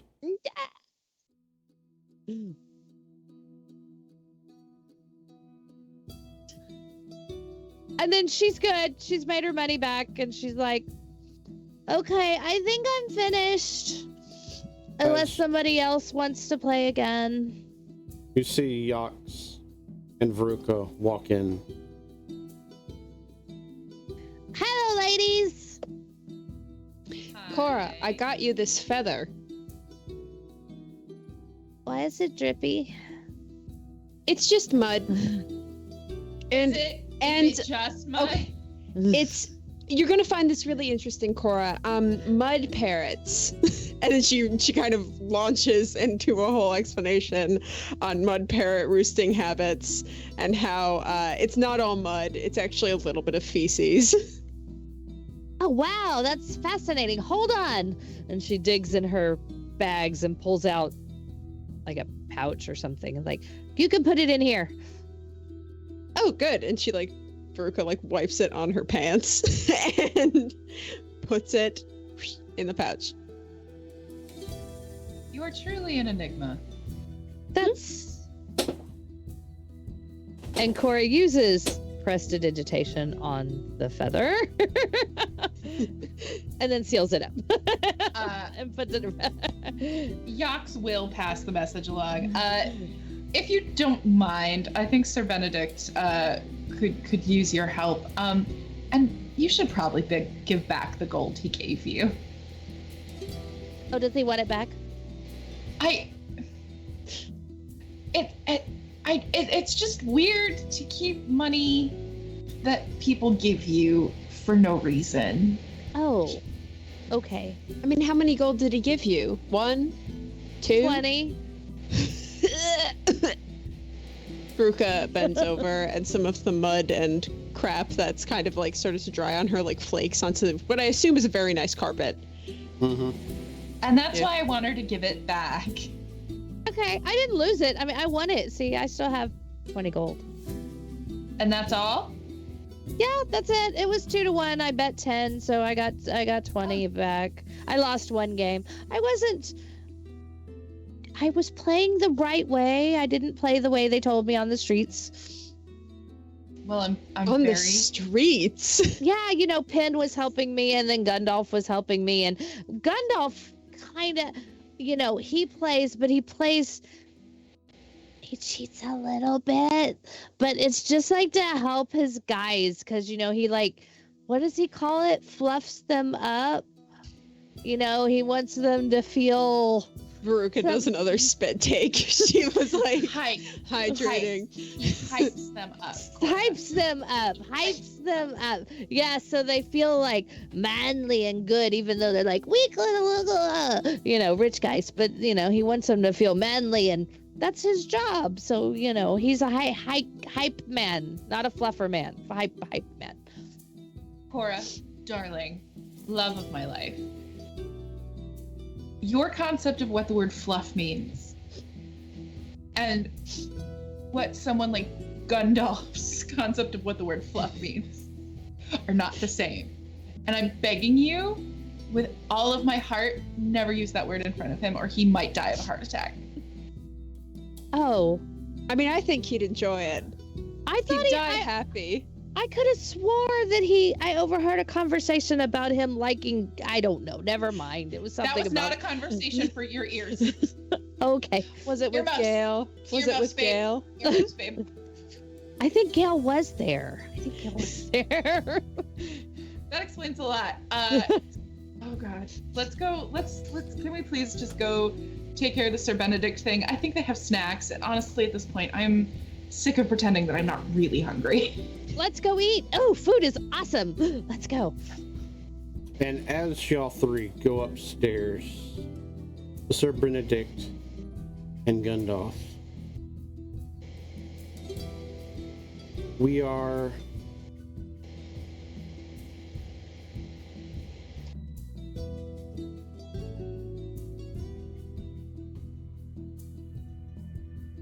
going to take a break, Watchers. As our ship continues to sail, or not sail, more like paddle, up the river of Ballinway to their destination. It is only going to take them 2, maybe 3 days. So when we get back, those days will have already passed. But we'll find out what they've been up to in that time period. As the ship finds a place to try to dock in uncharted territory of the Ballinway jungle. See you in 15 minutes, Watchers.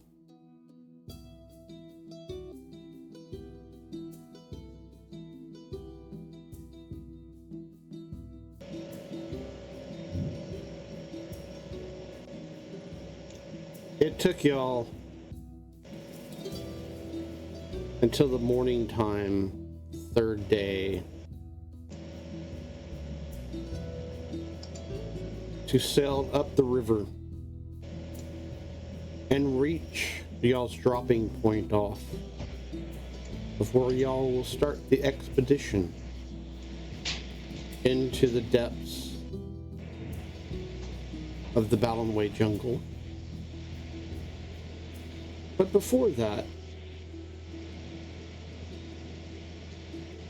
what did everybody do on this almost 3-day trek?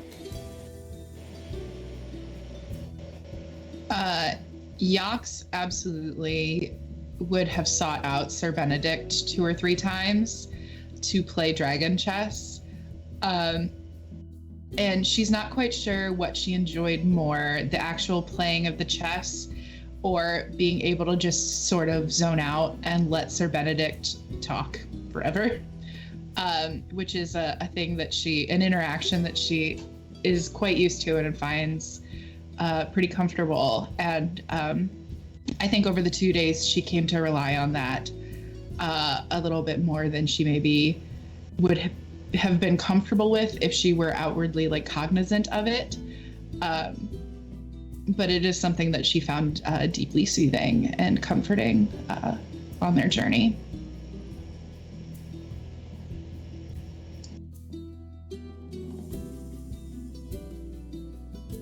Yeah, I think Sir Benedict enjoyed these games, kind of sitting back, just playing. Probably ordered them some tea and would sit out, find a table and a chair out in the sun and just kind of play the game. And he's not really necessarily trying to play competitively or anything. He's just kind of probably him droning on about random things and playing and enjoying, not having to stress about anything at the moment. Just, he gets those times of when you're a soldier, there's times when you're on and you have to be on and you have to be like ready for battle, ready for anything. And there's times when you're safe and you try to make the best of those. And that's kind of what he does for the next few days. So he'll play dragon chess, he'll have some drinks, he'll do a lot of shuffleboard, eat, kind of just enjoy life, enjoy the sun, enjoy not being in his armor. Because he knows once they step into the jungle, it'll be quite the opposite. It'll be on, it'll be sober, it'll be, game day. That's what he's designed to do. So Gundalf is right next to you. That's really his entire plan, is to relax and enjoy himself, and make sure you're enjoying himself, and make sure Lord Novak is enjoying himself, and especially Lord Novak. He's going to try to get him to come in and join in the party as much as he wants to. As this is his expedition. He wants to make him feel super important, talk to him about the kind of leadership that we're going to need once we get to the jungle from him. Also make sure that we're definitely dipping into the supplies, but I want to make sure that those brown cloaks guys, I want to make sure they get like some treats. You know what I mean? Like it wouldn't be cool to like invite the help to come sit down with us, right? But like, you know, when we're like, if there's half a bottle of something really good left over, I'm gonna pass it to them, you know, at the end of the night, that kind of thing. Like, I'm gonna hook them up with as much loot as I can get away with skimming from this party. Oh, they're the help. I'm the help too. Yeah. That's really Gundalf's kind of his vibe, actually. Like, he wants to be the kind of right in the center of the party, making it happen. But in the end, you know, like, he's not nearly as drunk as everybody else. And he doesn't seem to win nearly as many other games as everybody else does. But he's having a great time. So that's all that really matters. Gundalf. As long as else is having a great time. Yeah. Gundalf. Yeah. Give me a persuasion roll. A persuasion roll. What? Yeah. Who am I persuading? Brown cloaks. Okay. This is my. That's a big 22, Dave. Over the past 2, almost 3 days, you have gained enough of their favor that you can consider them, depending on which direction you were going with this. But you can consider them either minor contacts or possibly informants. Okay. Right. That sounds, well, something like that. Yeah. I wanted to think that they were cool and I was cool and they were my buddies. So. Okay. So go ahead and write that down on your character sheet. All right. I will do so. Veruca. Yeah. Or. Veruca is hanging out with Ada a decent amount. I mean, she's sitting and watching everyone else play cards, but she's not a very good card player, mostly because she's got a terrible poker face. But she likes to try to, like, she plays mostly, if she's gonna play something, she plays it against Ada, mostly because they're old friends.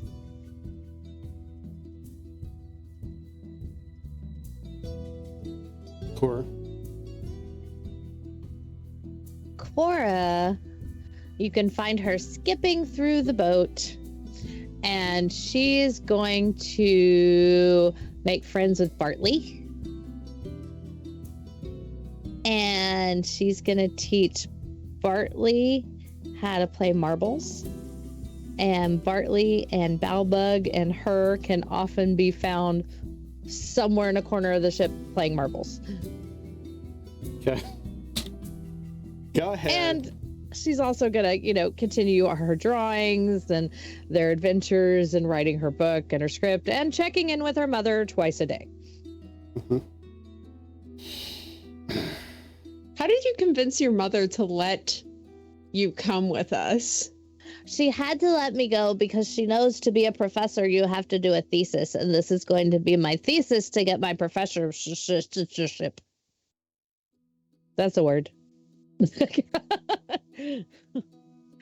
So she begrudgingly, and that's why I have Balbug with me, because I have to have protection. Always bring protection, she says. Especially when around fluffers. And with that, Lord Novak calls y'all into the meeting room, the grand hall of the ship. Everyone is there.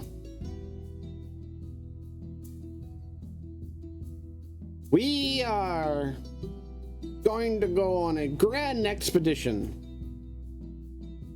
to this Temple of the Chosen.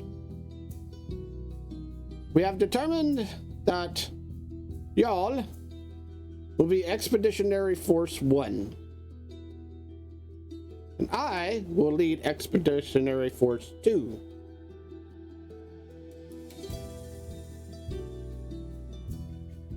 Make sure you have all your gear and all your supplies. The porters will take care of any mundane things you will need.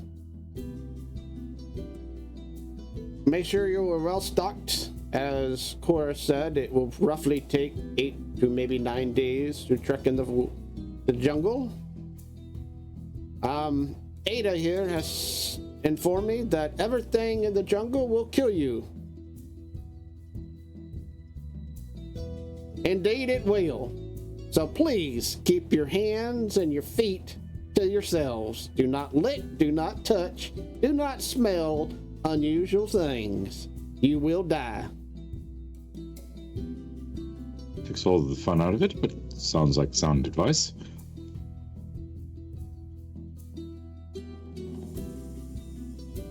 Other than that, does anyone have any questions? We will be leaving the ship here, of course.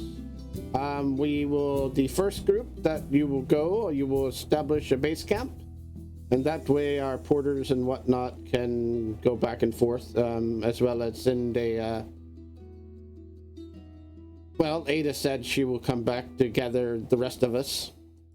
I sure will. I will make sure that your Lord Novak is going to make it to your temple. And vice versa.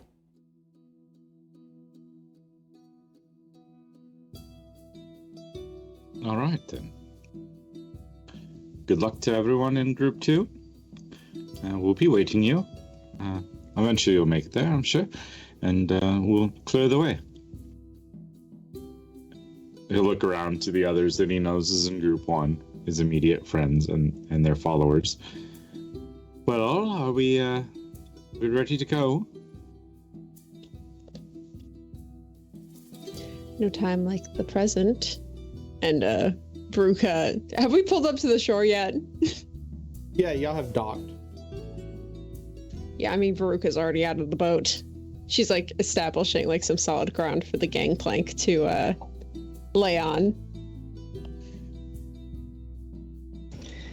Yeah, Yax has her travel pack on her back, and she has Maxie tucked under her arm. I'm ready when you all are. Sir Benedict will be in his full armor at this point. Are you sure you want to be in full armor, Sir Benedict? I want to be and should be probably two different things. Yes. Okay. So we're going to have to give 1.5 water rations to Sir Benedict. I understand that that it is not ideal in this ridiculous humidity, but if there is any danger, I am far from protected without this. So I agreed to come along, both because I need to find an artifact and because I feel you need some sort of muscle up front to take the blunt, and that will be me. Me and Maria, right, girl? I know, pat her as he's kind of leads her slowly down the gangplank, trying to keep her calm as they walk down. Maria neighs. Yes, that's a good girl.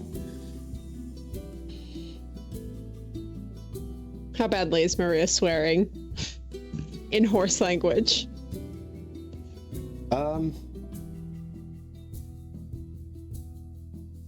Did you cast a spell? Yeah, I'll it's an ability, so I'll use it. Maria's actually quite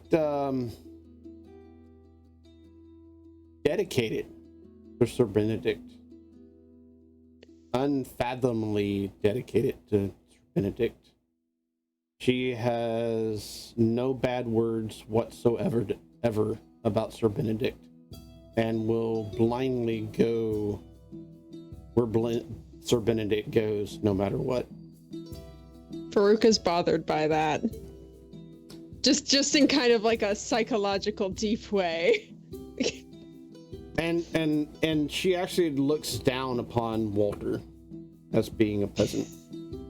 Oh my god, this horse knows what class is. My poor horse. How did you teach this horse classism?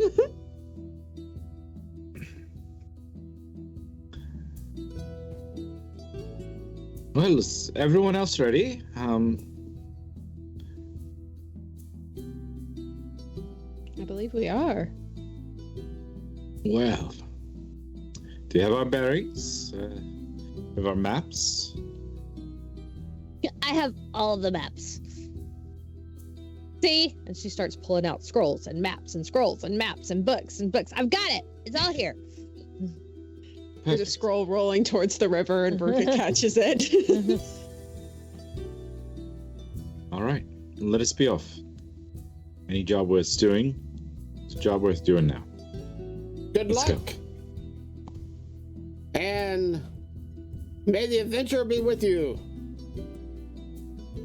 Yes, well, appreciate that. Luck has nothing to do with it. But, yes, Indeed. Our gods will protect us and get us there safely.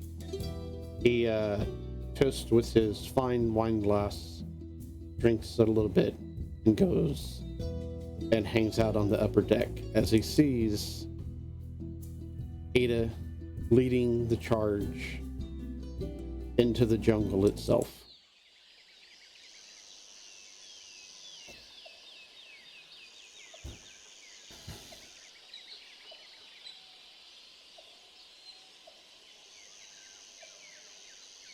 Ada, with help from Bartley, start clearing a path with their machetes. The jungle is thick near the river. Vegetation would be impassable if it wasn't for their blades. The air is thick with humidity. As everything is wet and damp. At one point in one time, you could literally see the steam coming off of Sir Benedict and Maria.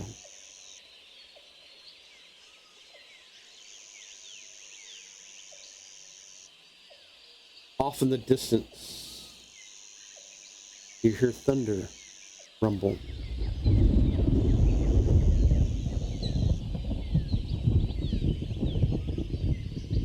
As you hear Ada perk up.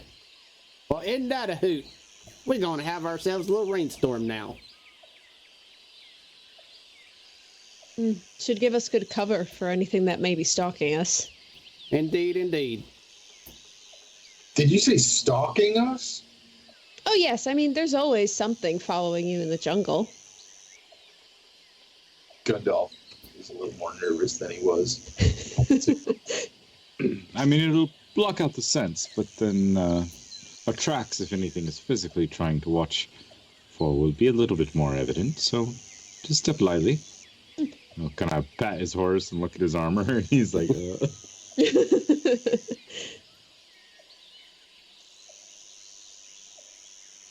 I'm going to stick close to Benedict or Bart. One of Vrez is on high alert, watching everything and anything.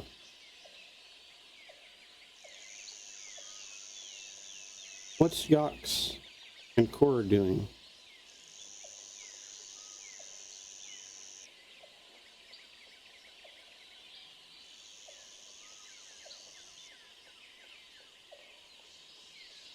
Cora is following behind Balbug, just taking in everything.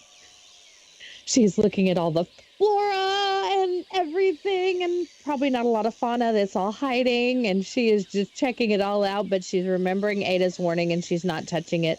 Although some of it she is pretty sure she has read that she could touch, but she's like, okay, don't stir the water, don't stir the pot. Just there they go. So she is just taking it all in and is so excited.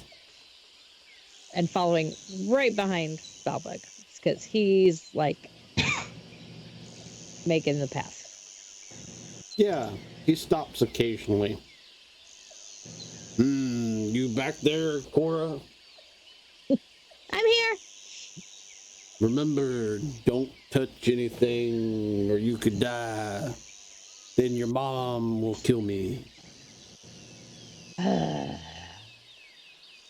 You want me to hold on to your tail? That would be preferred, yes. Okay. This is what we used to do when I was little. But it'll work in the jungle. So I'll hold on to your tail and follow you. That way I don't touch anything. Good. And he trudges on. I think Yax will whisper to Cora, is your mom really like that scary? Yes. Totally. I'll have to tell you stories. She's like a big, powerful wizard. I mean, sure, but for someone as, big and experienced as him to be scared of her, that seems a little overkill. Would she really kill him if something happened to you? No, probably just turn him really tiny and put him in a tank for a while. That's worse. You understand how that's worse, right? Yeah.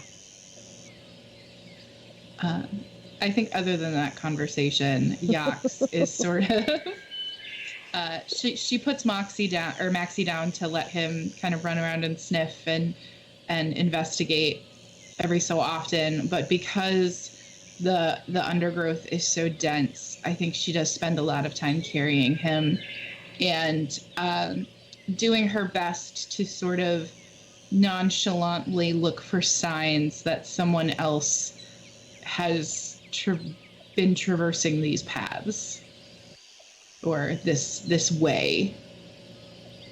Yeah. Ruka. Where are we at in the marching line? I think that Veruca is kind of middle to the side.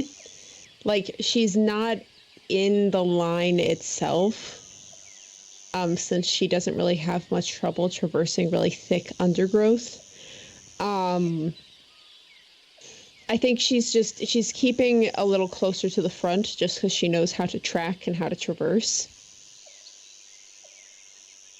Is this the first experience that you've experienced the interior of Ballinway itself? Oh, certainly not. She walked to Harburg from Breznik.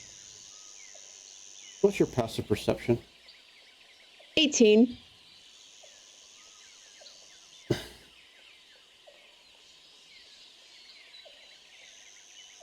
You see Sir Benedict sweating profusely, but you feel a cool breeze come across. As you do too, Sir Benedict, and it's really cool and comforting as you hear, "Here, let me help you. You seem to be a little bit hot." Gale, keep that breeze self-contained. We don't want to blow our scent to anyone. Oh, it will be fine. I have him. It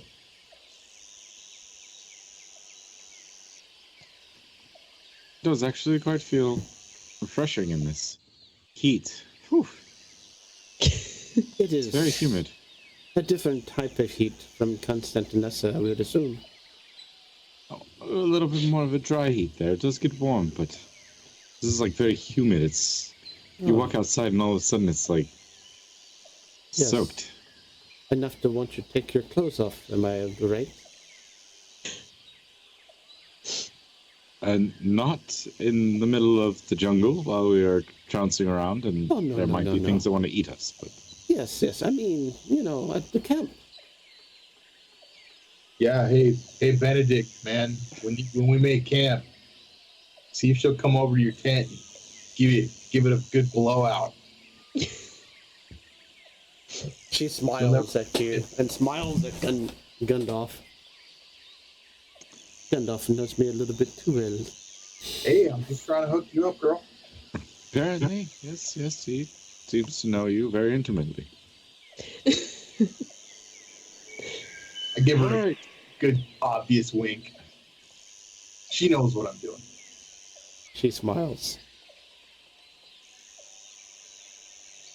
Y'all traverse into a different part of the jungle itself. It gets less dense as you figure probably about a few hours now have passed.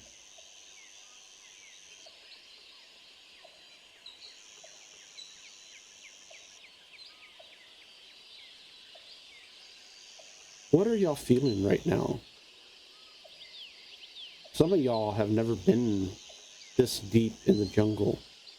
Yox, you realize through watching and just keeping an eye out, as far as you know, no one has been here ever, except for the occasional wild animal. I think Yox's thoughts are frequently consumed with the thoughts of her version of the map that she had taken from the study in her home before she abandoned it, and how very different the map was from the one that she came across Cora trying to purchase in the shop that first day. And I think she spends a lot of time ruminating on the changes, on the timeline, on why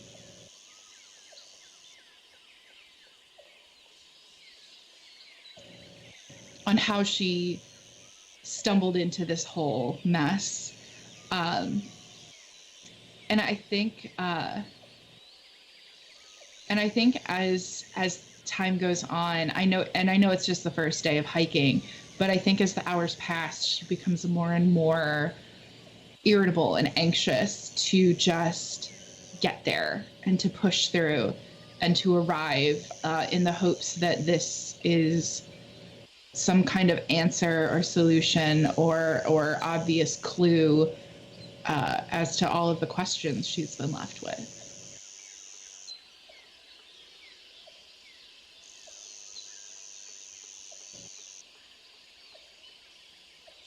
Or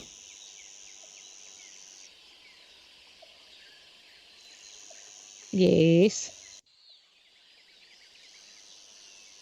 what are you feeling after it's been a few hours now in a place that you have never been? She's still excited. She's still drawing when she can. She's writing everything down. She's taking it all in. She's good.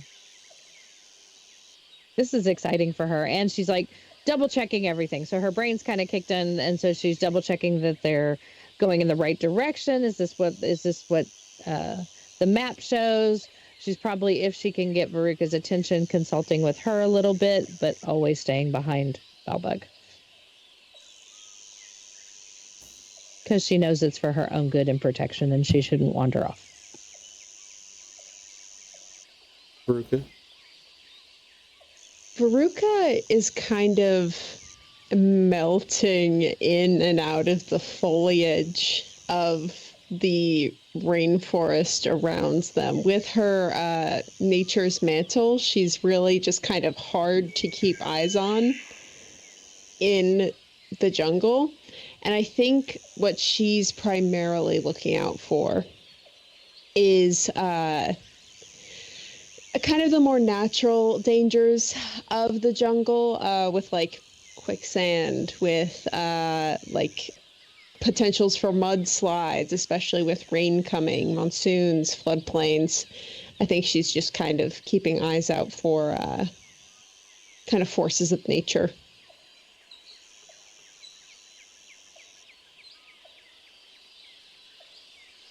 Gundalf. And yes. What are we experiencing right now? You know, I think Gundalf wasn't entirely sure what he was getting into when he walked into the jungle. And this humidity is no doubt wreaking havoc with his mustache and curling it up in ways that he's not fully prepared to deal with.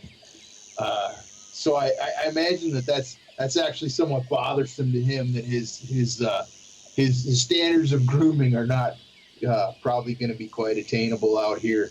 I'm sure when they stop, he's got his little mirror out, trying to touch that up, make sure that no hair is too far out of place. Especially when Gale shows up, he's gonna stick pretty close to Benedict though, because it's hot in the jungle, which is bullshit. He's not a super fan of that. But it's not that bad. He's got at least he got Benedict to hang out with, and that one chick. He's making a game out of trying to spot her in the jungle around them, because he's actually pretty good at catching stuff like that. But she's really hard to spot. So that's what he's been doing all day. Other than that, he's just trudging through. He's got his hand on that magical short sword of his, though, because he's a little on edge. That comment about something stalking them it keeps coming back to him that this jungle is he knows what the dangers of the city are like, but the jungle's a new thing. Who knows what's out here?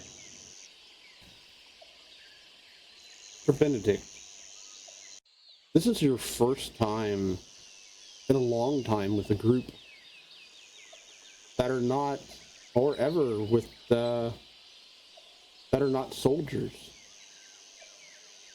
What is he experiencing, especially with the new group, and particularly with Gale, as the rest of the party seem to be sweating, and you're rather cool? Yeah, so he's on edge. He's enjoying the breeze that's coming due to Gale, but he is ever on edge. He does not know that he can trust on any of these people in a fight, and so in his mind anyways, he is the line of defense. So if something comes, maybe Veruca, she seems to know her stuff in the jungle, but the others seem very green and very unaccustomed to battle. So he is kind of keeping his mind in that set where he is mainly riding on Maria, unless the terrain gets particularly difficult for her to traverse. Then I'll get off the leader, checking on Walter. But he knows Walter can kind of handle himself, and it's maybe his other, best, person to have his back. But even then, he knows that his prowess is far beyond Walter's, and is a little worried that if something does happen, it's going to be him against whatever crazy monsters that are lurking in this jungle. He also has a moment where he's like looking around and he's thinking to himself, he's like, I don't know how they do warfare here. You cannot see the enemy in miles. He's used to the Constantinessan like open kind of plains and mainly that stuff, and even the forests in Ballinway that you would ride into were probably more like the piney sort of forests, so not as full and dense as jungles get with the undergrowth as well.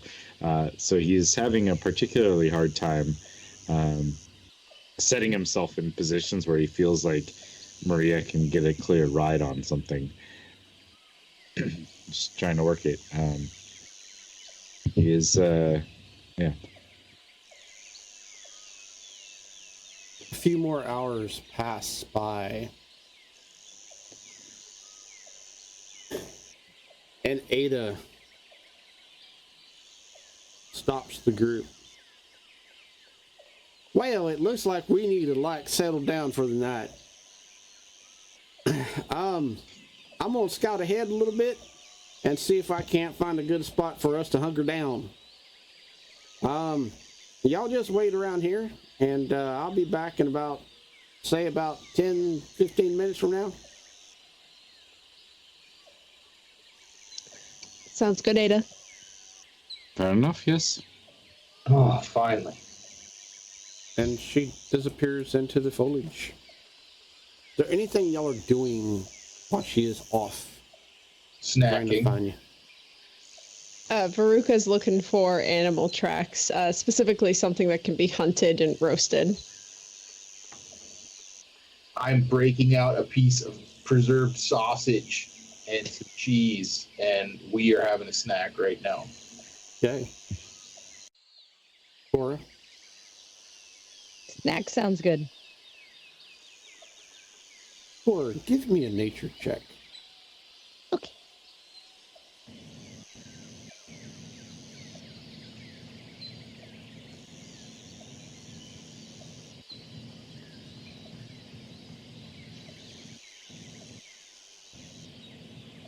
I'm really into the snack.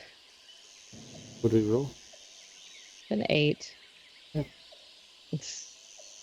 Yacht. I think after a full day of hiking and obsessively thinking about this map and carrying Maxie under her arm, I think Yox is absolutely drained, and I think she sort of collapses on a fallen log and puts Maxie down so that he can sniff around and do his thing here away from wherever they're going to inevitably put down for camp. And just sort of really take in for the first time that how bone tired she is, how deeply uncomfortable she is with her clothes sticking to her skin, her braid having frayed, and just really kind of taking stock of her physical form for the first time that day, and just being like, just kind of, yeah, I think you just kind of hear her go, ugh, in that way. Before you fully collapse, everyone, we're going to do some stretches. We don't want to have any sort of long-term fatigue, especially while traveling through the jungle. Veruca's got some stretches. She has a Yox rolls her eyes extremely hard as she looks at Veruca like, you've got to be fucking kidding me. You're going to stretch. You're going to stretch, or I'm going to stretch you. I think that threat really gets under Yox's skin because she's very self-conscious right now. So I think she kind of like a petulant child coming home from school takes her backpack off and stands up and goes, fine, and does it, but in that way of kicking her feet and just you're gonna take my toys and go home. Can't tell me what to do. I'm doing it, but you're not my real mom. What's Sir Benedict doing? He's gonna reach for his water first and foremost. Take a nice big before swig. you even grab it, Kiel has it out for you. Oh, why? That is special. Thank you so much, dear. It is no problem. I appreciate that. Indeed. He'll take a nice drink, and then he'll dismount and pull out a mess kit and pull out one of those tins or whatever, it's got an edge to it. Pour some water in and hold it up for Maria. to get some water, and he'll kind of hold it and kind of pat and pet the side of her. He neighs again. Good girl. You've done well. Soon we get to rest. And I'll look around at the rest. Well, so far so good. Almost a full day down, and no one's broken anything. I hear that's a good thing in the jungle. Bart broke wind a few times. He looks over at you and says, "Oh, yes, I did. Yes, I did." Has this trip been relatively normal in Veruca's experience in terms of like being so entirely uneventful? So far, it's been a good trip as far as you can tell.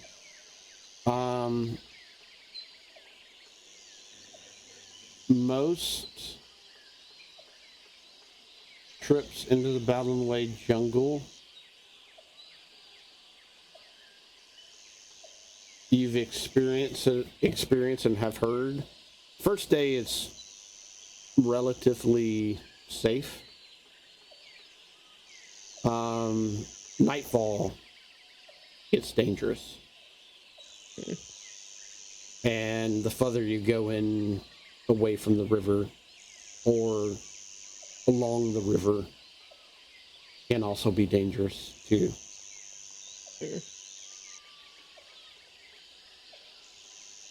As well as rainstorms and the like. So, Yeah. go ahead and give me a survival roll. Come on, baby. 12? I have a +6. I've been rolling like garbage.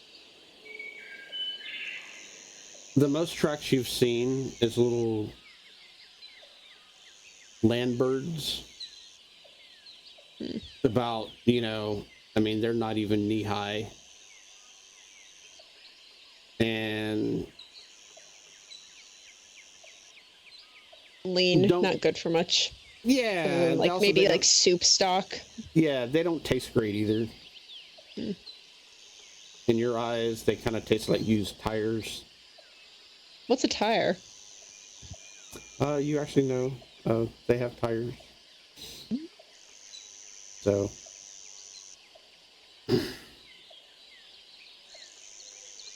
Ada eventually comes back. I found us a spot we can hunker down at.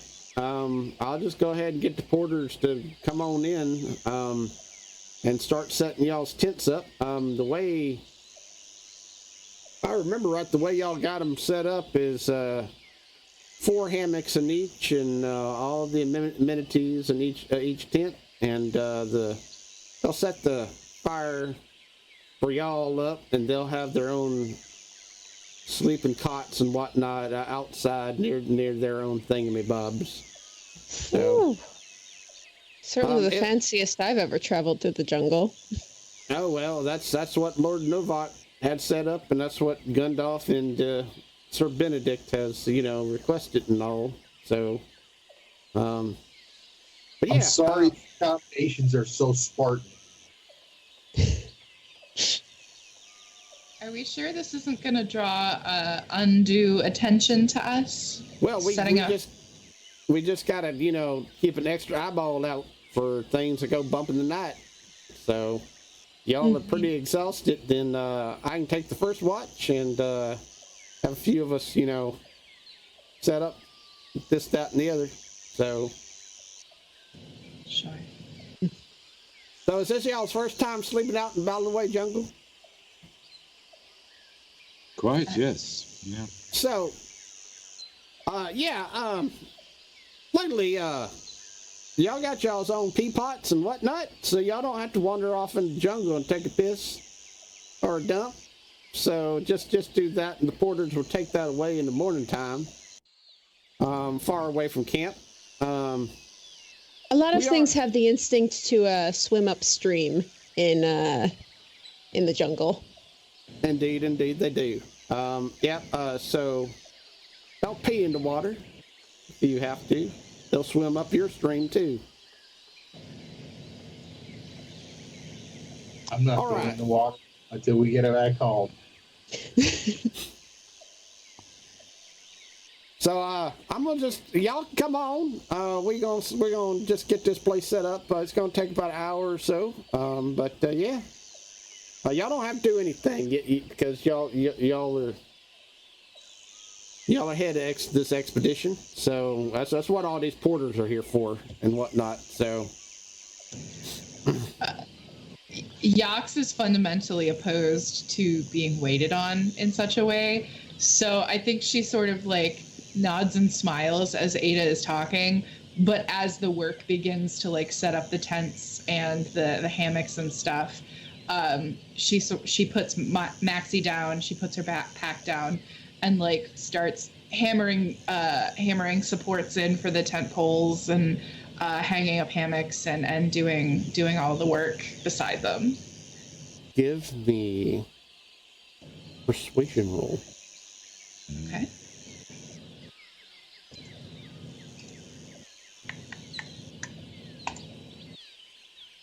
Cool. That's an 8. The porters are all like, no, we have this. You go over there, sit. But it'll be faster. No, we have our ways. You will offend us if you help. It's actually quite rude to them, sadly. She sort of looks, sadly, you've got like your fan out. You're kind of lounging. I think she looks sort of like grumpily over her shoulder at Sir Benedict, and she goes, "But it just feels wrong to not help. I mean, I'm here. I have hands." I think it is actually acceptable to tip them. And not push them over. But meanwhile, like Sir Benedict said that, then he's got Maria and he leads her off to a spot and starts setting up her area where he'll tie her down, and he's pulling off her saddle and pulling off her blanket, and he reaches into the saddlebags and pulls out a brush, and like Walter will come over and he like kind of waves him away. So Walter, why don't you help get our place set up? I'll see to Maria for now. And he'll just start brushing down Maria, and he's still in his armor, still sweating, but he's seeing to his horse first. And just Sir Benedict, did you bring a squire or anything with you to help you doff your armor? And that is Walter's normal purview. Why? I know how to assist with that. I for a time I was a squire back home. Oh, really? Yeah. Well, if you desire to help, I mean, sure, Walter would welcome a moment of respite. And I know he's slogging around in that chainmail of his own all day. I mean, we might as well be efficient with it. I appreciate that. I do love the protection it brings, but it is a pain to take on and off every day. Yes. Once he feels that Maria's well set, he will head to where the tents are and start working slowly on taking off all the little bits and bobs. And Veruca's helping, and do I have to roll to see how good she is at it? Because she was in training for a bit. So it would have been a pretty big part of her childhood. That is up to you. I'm going to allow you to either do it naturally. It's not, above average. It's not below average. It's just at that happy level of content. Now, if you wish to achieve beyond that. Not at the moment. No, they're not that good friends. And I think Sir Benedict would see the spots where she's kind of like struggling with and just find subtle ways that he can make it easier. Like loosening up one side so that it's easier for her to undo the other side. Just try to, he won't say anything, but it'll be like he'll see her struggling with one strap on one side and he'll kind of like reach to the other side and just undo it just a little bit so that there's enough to make it easier for her. It has been quite some time since I took off anyone's full plate armor. You're doing a remarkable job. It's not easy. It's not. But I would not find myself out in danger without it.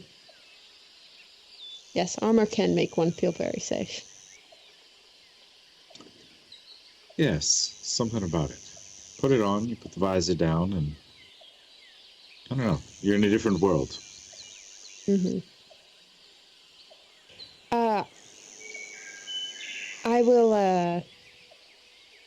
I'm going to go build up some sticks around Maria to ensure that she has some protection from all sides. Just a stick fence. I appreciate that. I'm sure she does too. And Veruca leaves.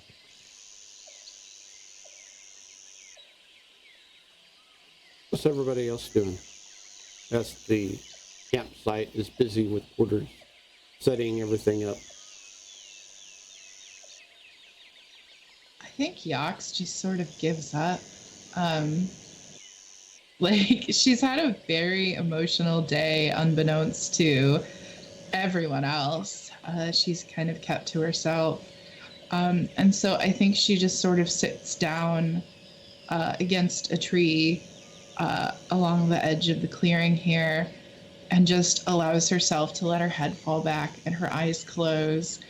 And I think, honestly, she cries a little bit. Not like big, heavy tears, but I think a couple, like her eyes just water, like a couple of tears escape out of the sides. But like, it's so sweaty and sticky that like you wouldn't even notice them.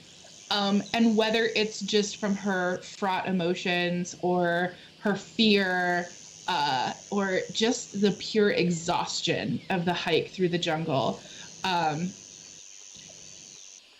she just, Maxie comes over and just sort of like puts his head on her thigh. And I think she just sort of strokes his head.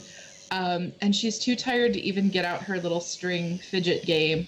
And I think she just sits and really takes in the sounds of everything happening around her.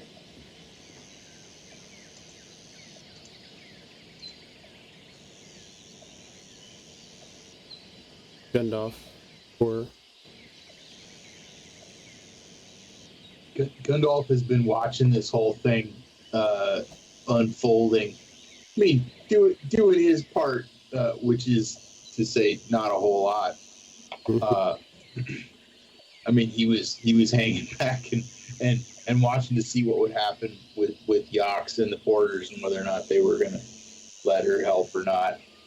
Just eating his sausage piece by piece. I wonder if her dog likes sausage.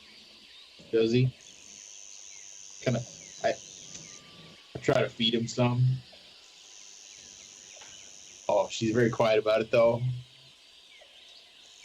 Yeah, he's a dog. He for sure likes sausage. I think if you were able to catch his eye, because like I'm stroking his head, but not very like, we're not like curled up together.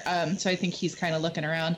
I think if you're able to catch his eye and like wiggle it at him, he'll certainly like slink off my lap and kind of rush over to you. He's really friendly. He's super just happy to be invited.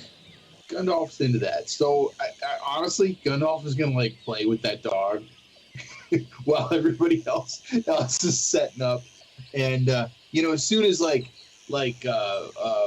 his little crew of Bard and Grez and Gale, as soon as they get kind of set up, he'll try to get set up with them, and until things get started, meal starts getting prepared or whatever the plan for the evening's repast is. He's probably gonna just take it easy. Play with the dog.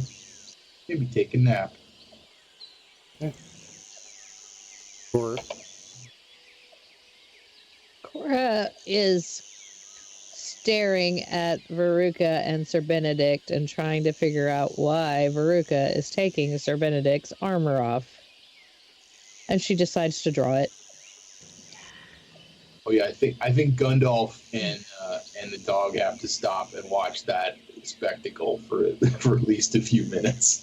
So she draws that, and then she draws a rendition of Gundalf playing with the dog, playing with the puppy, and kind of, you know, their whole setting. Like, see this wonderful map you drew, Dave? This is Cora's map. This is what she drew, right? This is hers now. This is I Gandalf. make an artistic rendering of your artistic rendering. Yes, Gandalf. Dave. What is Yeah. your passive perception? My passive perception is 14. 14.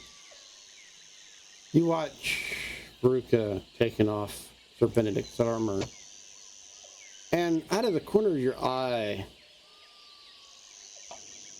off in the distance, you see Gale. Is she spying? Is she lurking? What She you can watched him tell? too. Yeah. What you can tell? Roll me insight, please. All right. Good at that. But today it's only a 12. She's definitely giving Veruca the stink eye. Yeah, I knew she liked it. That's all right. You know what? So far, no harm done on either side. The dog and I are gonna sit back, eat pepperoni, and watch the show. As It's like a soap opera from over there. As everything winds down, the tents are set up, the amenities and luxuries of each of the 4 tents are in place. The cooking area for y'all have been set up, and the mats for where the porters sleep outside and their establishment have been set up.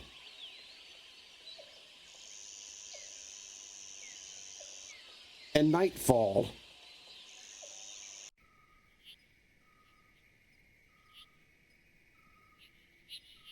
Before you know it, the shadows of the jungle cascade into your area as torches on poles are lit up throughout the entire encampment by the porters. The night noises of said nighttime erupt off in the distance. And y'all heard it at the beginning of the day, but again, from a different direction. Another thunder clap off in the distance.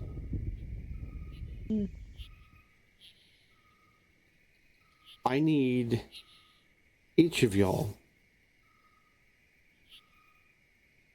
if y'all are taking a watch, what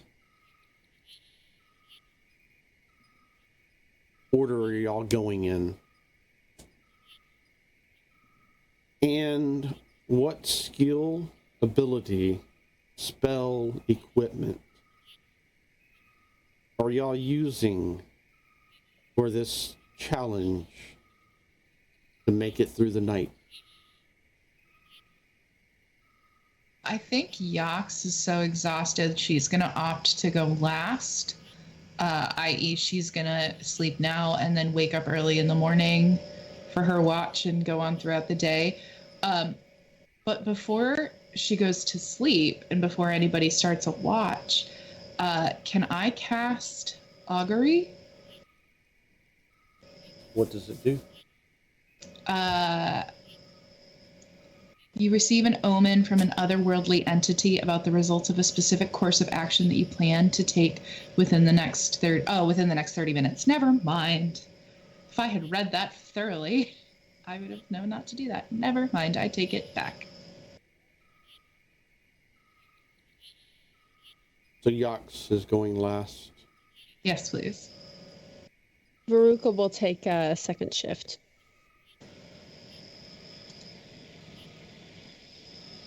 Who's taking first watch? Ada said she was. I guess Sir Benedict probably would stay up with Ada for this part. And I think what he's doing is using I think he's like trying to construct maybe like almost like a blind, like in the tree. So he's like taking logs and stuff that he's found around and like putting them in the trees and maneuvering things such that they have kind of a platform to stay on top of, and kind of like building this little elevated spot within whatever tree looks the best. Basically, I'm aiming to use athletics to try to construct a kind of structure for them to utilize this. Okay. And with Ada's assistance, I will give you advantage on that roll. Okay. Cool. That is a dirty 20. Okay. One success. As the first shift passes, is there anything you wish to talk to Ada about?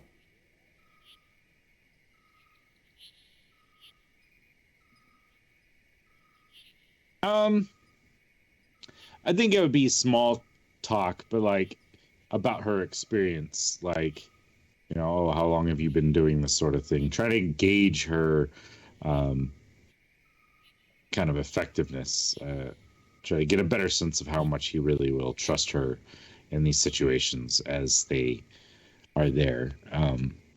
But in a nice way. Like he's charismatic, he's persuasive. So I mean, he's not doing it bluntly or whatever. He'll ease into it and kind of talk about her experiences in the jungles and just use bits and pieces that he pulls from that to glean information as to how much he feels comfortable trusting his life to this woman who is leading them.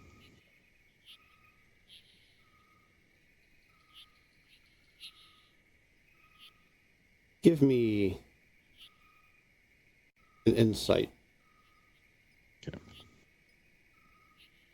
Oh, bounced right off 11 to 4. So that's a total of 7. The vibe, the conversation that you got from her, I mean, she seems competent in her ability. And seems that through her experience and times in the jungle with various groups, from small to even bigger than what y'all are presently. I mean, so far it sounds like she hasn't had anybody outright, obliterated, killed, outright. I mean, there's been accidents and, stereotypical stuff that would happen on any, expedition. But nothing unusual that you can pick up. Still getting a gauge for her. He's not 100% sold, but he's probably more keen to trust her just because Veruca had kind of suggested her or brought her on than anything. But Okay. The first shift ends.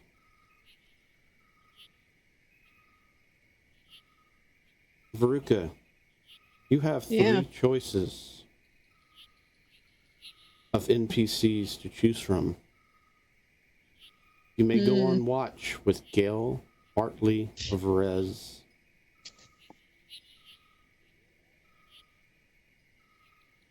Gail.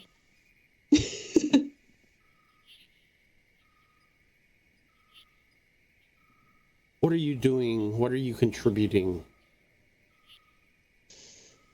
I think she's an air genasi, right? So she can fly. Mm-hmm. Could she get us up into a tree? Roll me Persuasion. with disadvantage. Yeah.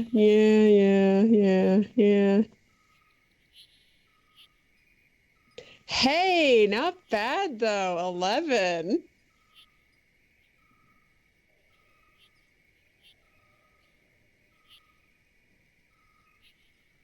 Gundalf. Yeah. Do you have Gail's sheet? I do.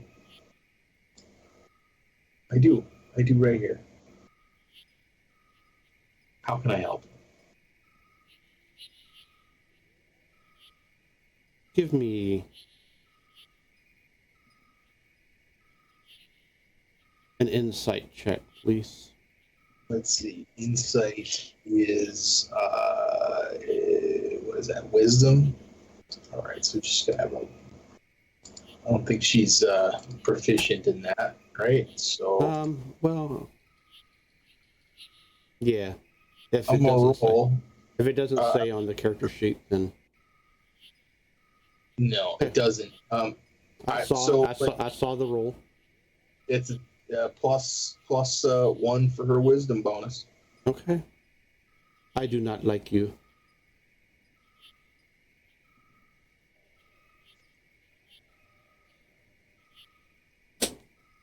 I suppose I don't understand why. I've hardly spoken to you. You are trying to move on a potential.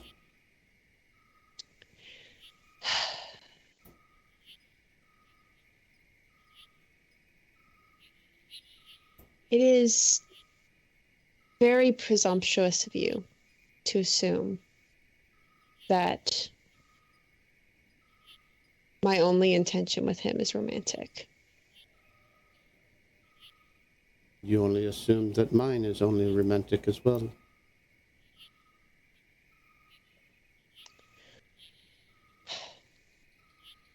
So then why don't we talk instead of getting into this useless little kind of back and forth cat fight?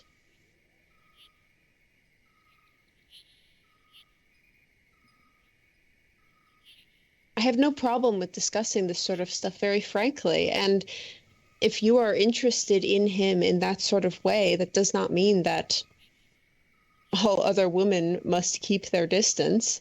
Additionally, I highly doubt that he feels the same for me, if he did. Roll me another persuasion check without disadvantage. Yay, -1, baby. Oh, a 9.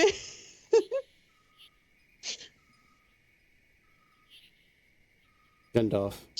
She's got kind of a resting bitch face. Yes, sir. Roll me an insight. Another insight check. All right, so here's my +1. 16 this time. Total. She looks at you.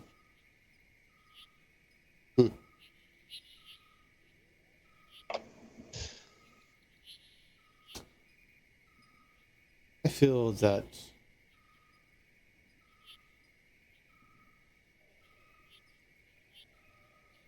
we need boundaries. If you are not interested in him, then stay away from him. I think you need to learn some boundaries and not set his for him. You do not own him. If he wishes for me to stay away from him, then he will tell me himself.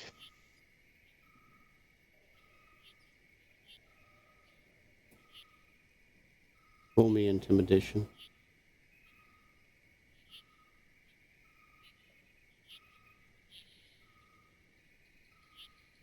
Come on, baby girl.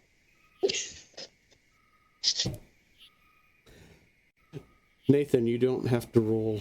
She laughs at It's you. it's a dirty one, if that means anything. It's not a flat one, it's just a dirty one. She laughs at you and says, "We will see." And she walks away from you, leaving you. Can I rope one of her ankles?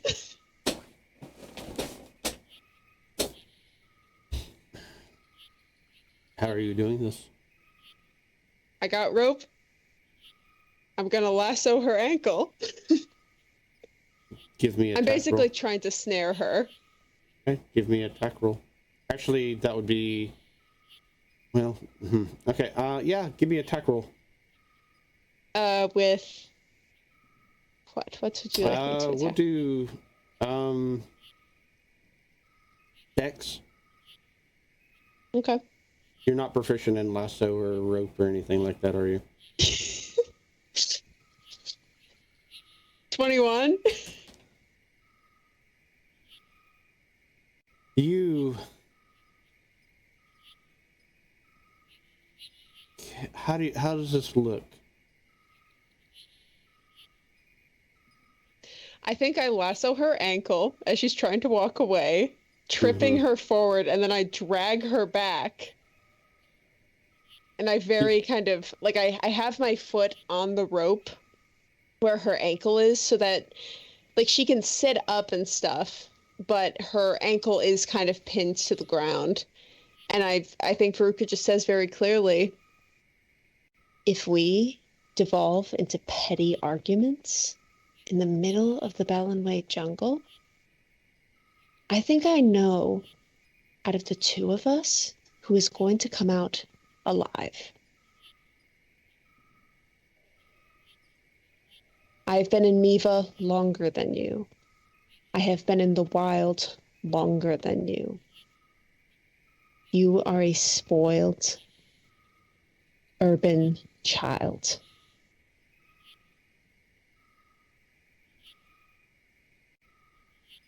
Give me intimidation with advantage.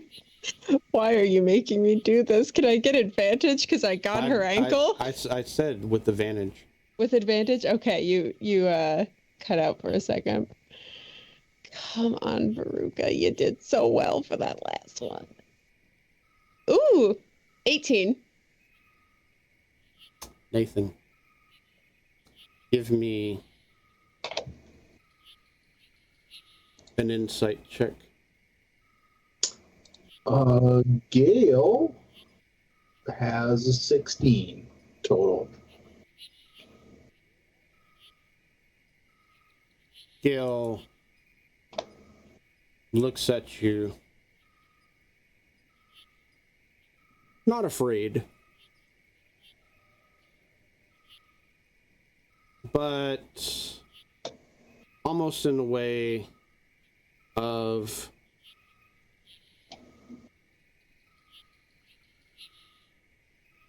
a truce is a truce for now.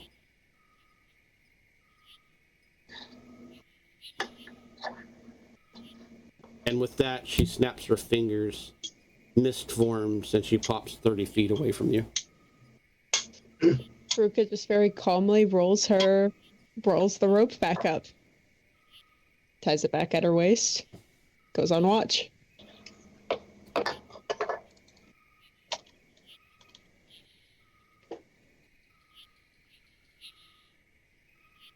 The third shift approaches.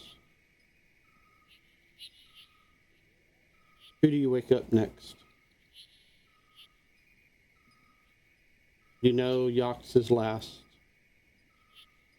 Gundalf and Cor is left. So we've got Gundalf, Cora, and Yox, I think. Yox is Right? last. Yes. Okay. I think I'm going to. Do I have to wake up Gundalf or Cora? Yes. Because they are either or next. I have Balbog with me. I know. I think I'm going to wake up Balbog, who's going to wake up Cora. As you shake him, how are you waking him actually? I'm going to allow you to choose on how you wake him. I think Veruca doesn't. She's not used to waking up other people, so I think she just kind of crouches next to his cot and just kind of like blows on his face until he wakes up. Eventually, he cracks an eyeball.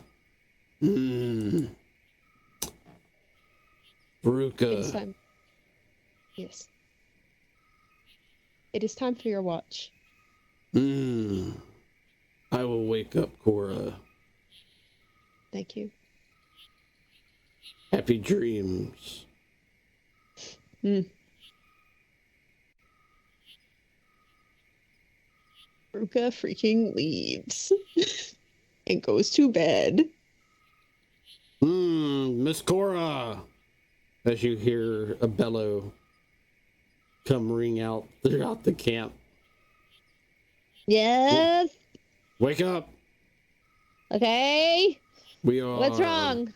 We are watching. I know you haven't done this before, but I will help you. Oh, but I know about it. Okay, good. Oh, I'm excited. And she gets up and she runs out of the tent. Pants first. Oh, well. She has No a night one's dress watching. on. It's fine. She has a night dress on. It's fine.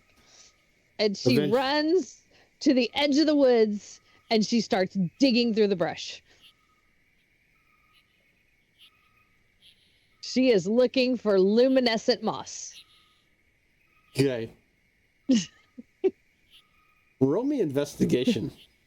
Okay. It's got to be somewhere. We're in the jungle. It's damp. It's moist. And oh my gosh, we could put it around so we could see better. It'll be awesome. Miss Gore, that's what the torches are for. Oh, but this is better. It's natural. Hidden fire, natural. 17.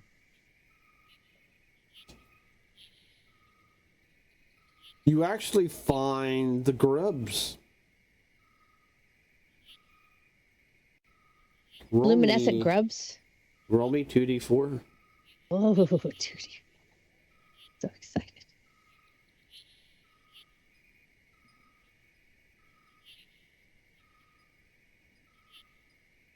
Two. You find two of them. They're about the size of your index finger. So, pretty good size. And, you know for a fact that each one of these grubs, if you keep them alive, they'll give you 5 feet of light. Okay. So I put them in a jar and I put holes on top and then I look for their food, which should be around them to put in their jar. Yeah, absolutely. Yeah, to put it in their jars. So I get all my ratios right, that their food that they're going to need and their air and their air holes, and I do all the math and the stuff. Okay. Be sure they're well taken care of grubs. Is there anything else you're doing on your watch? Any ability, skill, magic?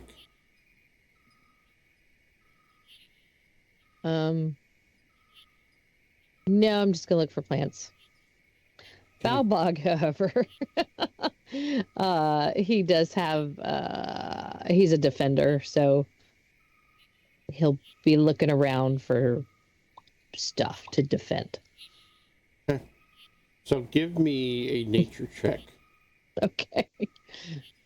I'm totally distracted, and if he's not careful, I will wander into the woods at night. Oh, he is definitely keeping an eyeball out on you. Okay. Grabbing you occasionally. Because the woods are very, very, and you know. Miss Score, you can't go that way. Come back here. Nature check. 13. Gosh, D&D Beyond. Ugh. I mean, you do find some plants that will help in healing. I mean, roll me 1d4.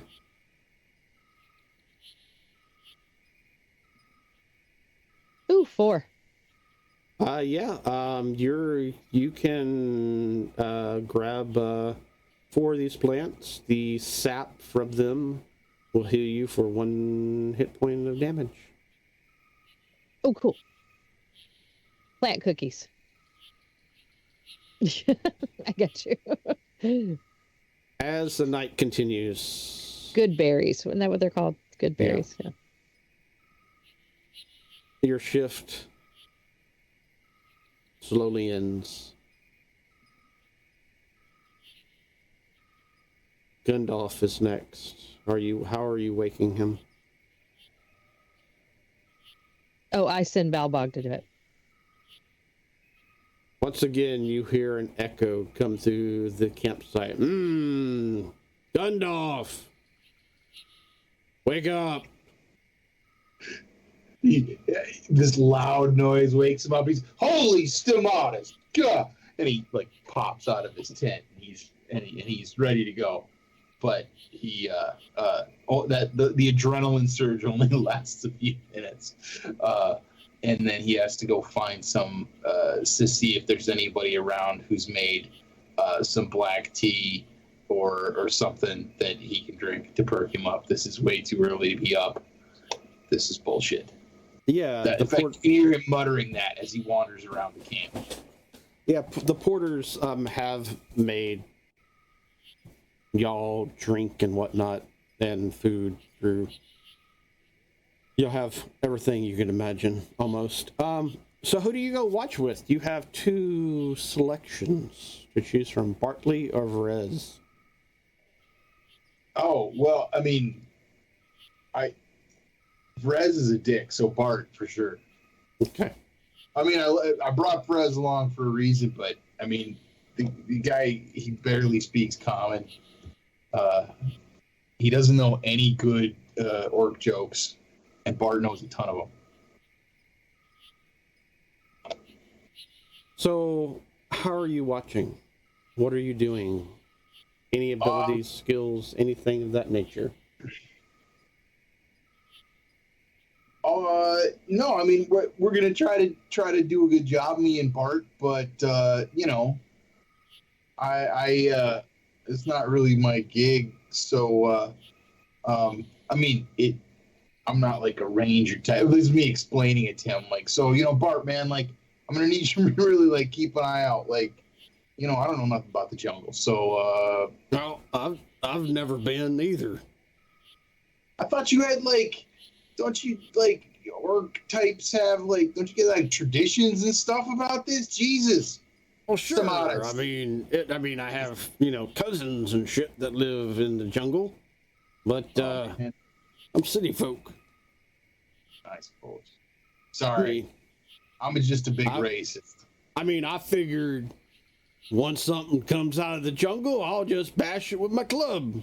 Well, all right. I'll stick close to you. That sounds like a good move. Right. So we're gonna watch together.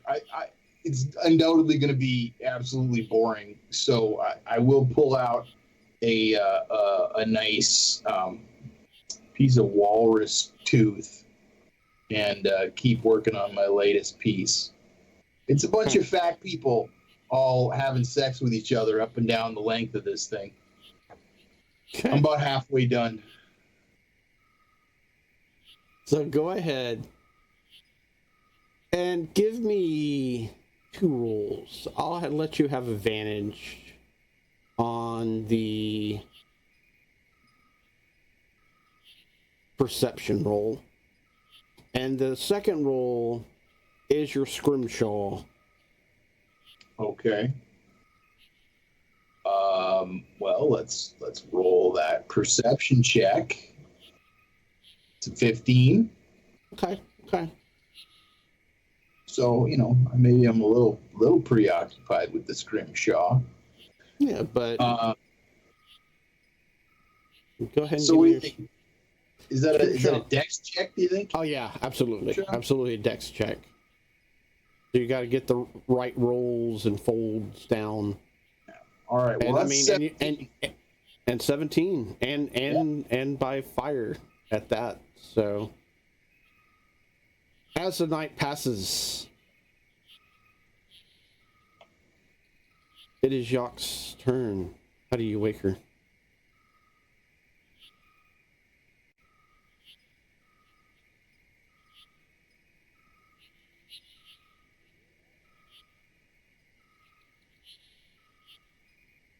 Gundalf.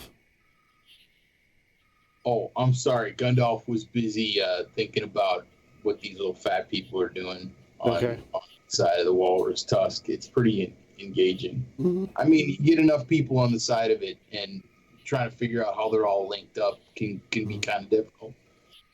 So how does Gundalf wake up Jacques? Like late, and he'll kind of, you know what? He's probably gonna go wake up the dog and get the dog kind of excited, and then like make a bunch of racket outside. So he doesn't really want to actually talk to you directly. Intimidating. Yeah. I think Maxie getting all riled up will draw her from sleep, and she just says, okay, let's go for a walk.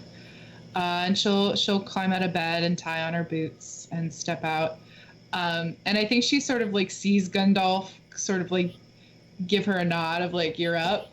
And so she just kind of like gives him a little wave, and then kind of heads off towards the tree line to take Moxie for a little stroll. And as you do, what is your passive perception? I hate that question. It is 14. I mean, you knew he was there,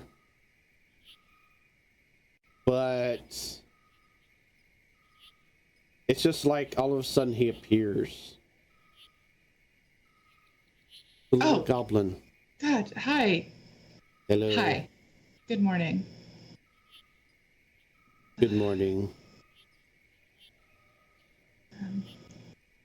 Has everything been all right overnight? I didn't really get a chance to talk to Gundalf. Anything to report, I guess? We are still alive. That counts for something. You know what? You are absolutely right. I'm just going to take a walk of the perimeter. Do you want to join me, or are you going to kind of climb a tree and get a sense of what's going on? What would you like to do? It seems that Sir Benedict and Ada built a tree fort. Okay. We can go to the tree stand and watch over the entire encampment if you wish. Why don't you do that? And I'm just gonna kind of circle and get my steps in. Very well then. Do not wander far. Sure. And whereas She and Maxie are gonna make some slow circuits around.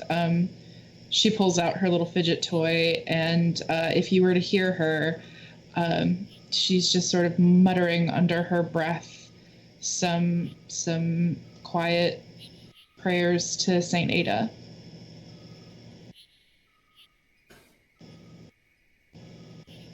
Is there any specific thing that you're trying to use or do for this watch? I think right now her focus, as it was yesterday, is just to get through the day alive and lay eyes on this temple of the chosen. I think she has put a lot of faith into this being like the answer to her prayers. So I think she's certainly on high alert. I think she's certainly going to have her head on a swivel, ostensibly, while also kind of lost in her own thoughts.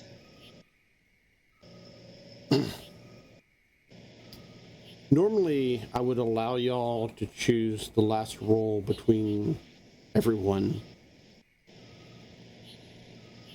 This is up to you. I'm going to allow you to choose yourself. We are going to make the last final roll, which is the survival check. All the numbers have been figured into the DC, and I have adjusted accordingly to what each and every one of y'all have done. You may roll this, or you may wake somebody else up that you feel that would be better at this roll. It's a survival check? It is a survival check. And it is at the end of your shift, so people are slowly waking up. Okay. So I mean, my survival isn't terrible. I do also have an inspiration marked. Yeah. I think, and we're treating inspiration as advantage, right? Yeah, if you want to burn that, you can roll, and if you feel that you should re-roll, then burn the inspiration. Okay. I think I'm gonna go ahead and roll it. Okay.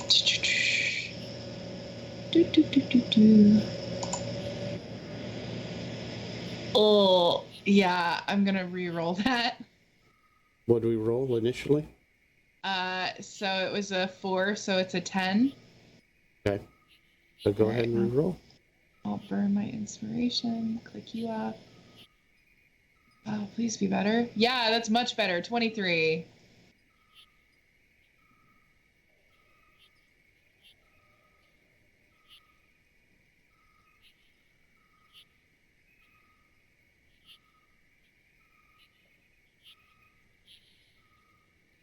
And with that, Watchers, everyone wakes up.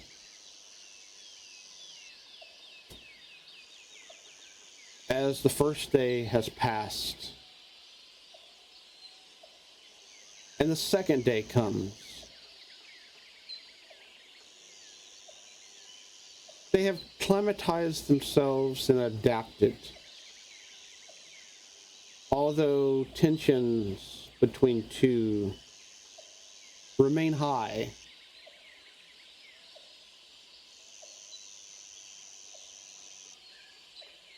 the second night they settle down and go through the motions again and sleep.